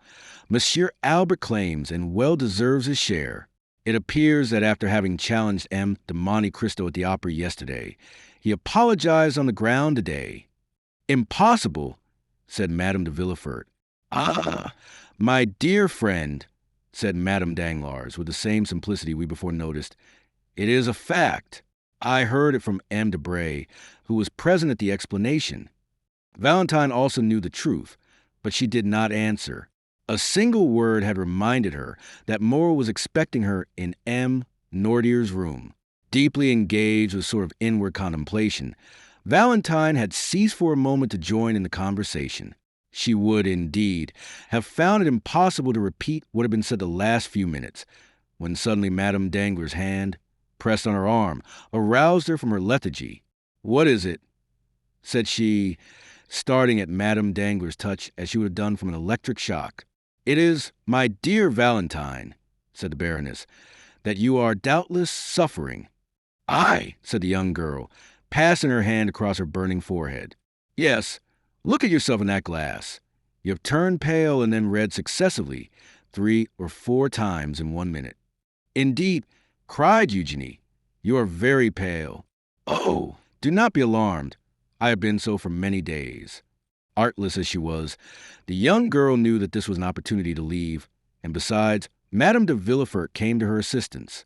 "Retire, Valentine," said she. "You are really suffering, and these ladies will excuse you. Drink a glass of pure water. It will restore you." Valentine kissed Eugenie, bowed to Madame Danglars, who had already risen to take her leave, and went out. "That poor child," said Madame de Villefort when Valentine was gone. "She makes me very uneasy, and I should not be astonished if she had some serious illness." Meanwhile, Valentine, in a sort of excitement which she could not quite understand, had crossed Edward's room without noticing some trick of the child, and through her own had reached the little staircase. She was within 3 steps of the bottom. She already heard Morel's voice, when suddenly a cloud passed over her eyes. Her stiffened foot missed a step. Her hands had no power to hold the baluster, and falling against the wall, she lost her balance wholly and toppled to the floor.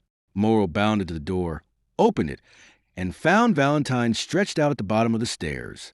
Quick as a flash, he raised her in his arms and placed her in a chair. Valentine opened her eyes. "Oh, what a clumsy thing I am," said she with feverish volubility. "I don't know my way. I forgot there were 3 more steps before the landing." "You have hurt yourself, perhaps," said Morel. "What can I do for you, Valentine?" Valentine looked around her. She saw the deepest terror depicted in Nordier's eyes. "Don't worry, dear grandpapa," said she, endeavoring to smile. It is nothing. I was giddy. That is all."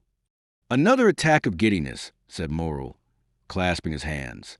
"Oh, attend to it, Valentine, I entreat you." "But no," said Valentine. "No, I tell you it is all past, and it was nothing. Now, let me tell you some news.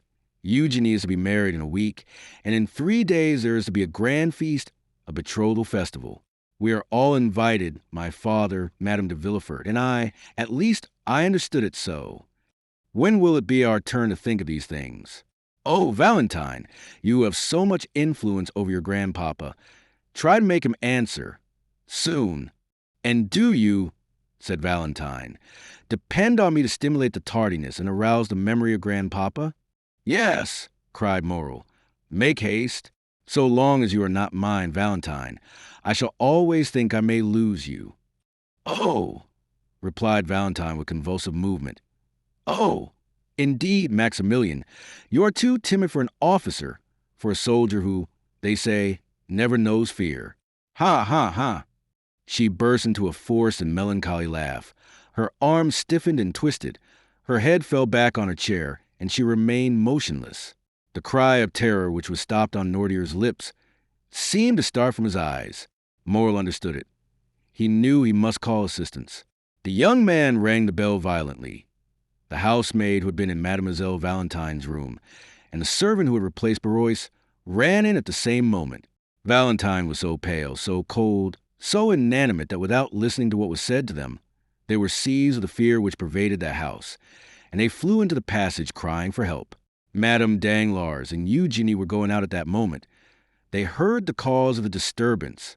"I told you so," exclaimed Madame de Villefort. "Poor child,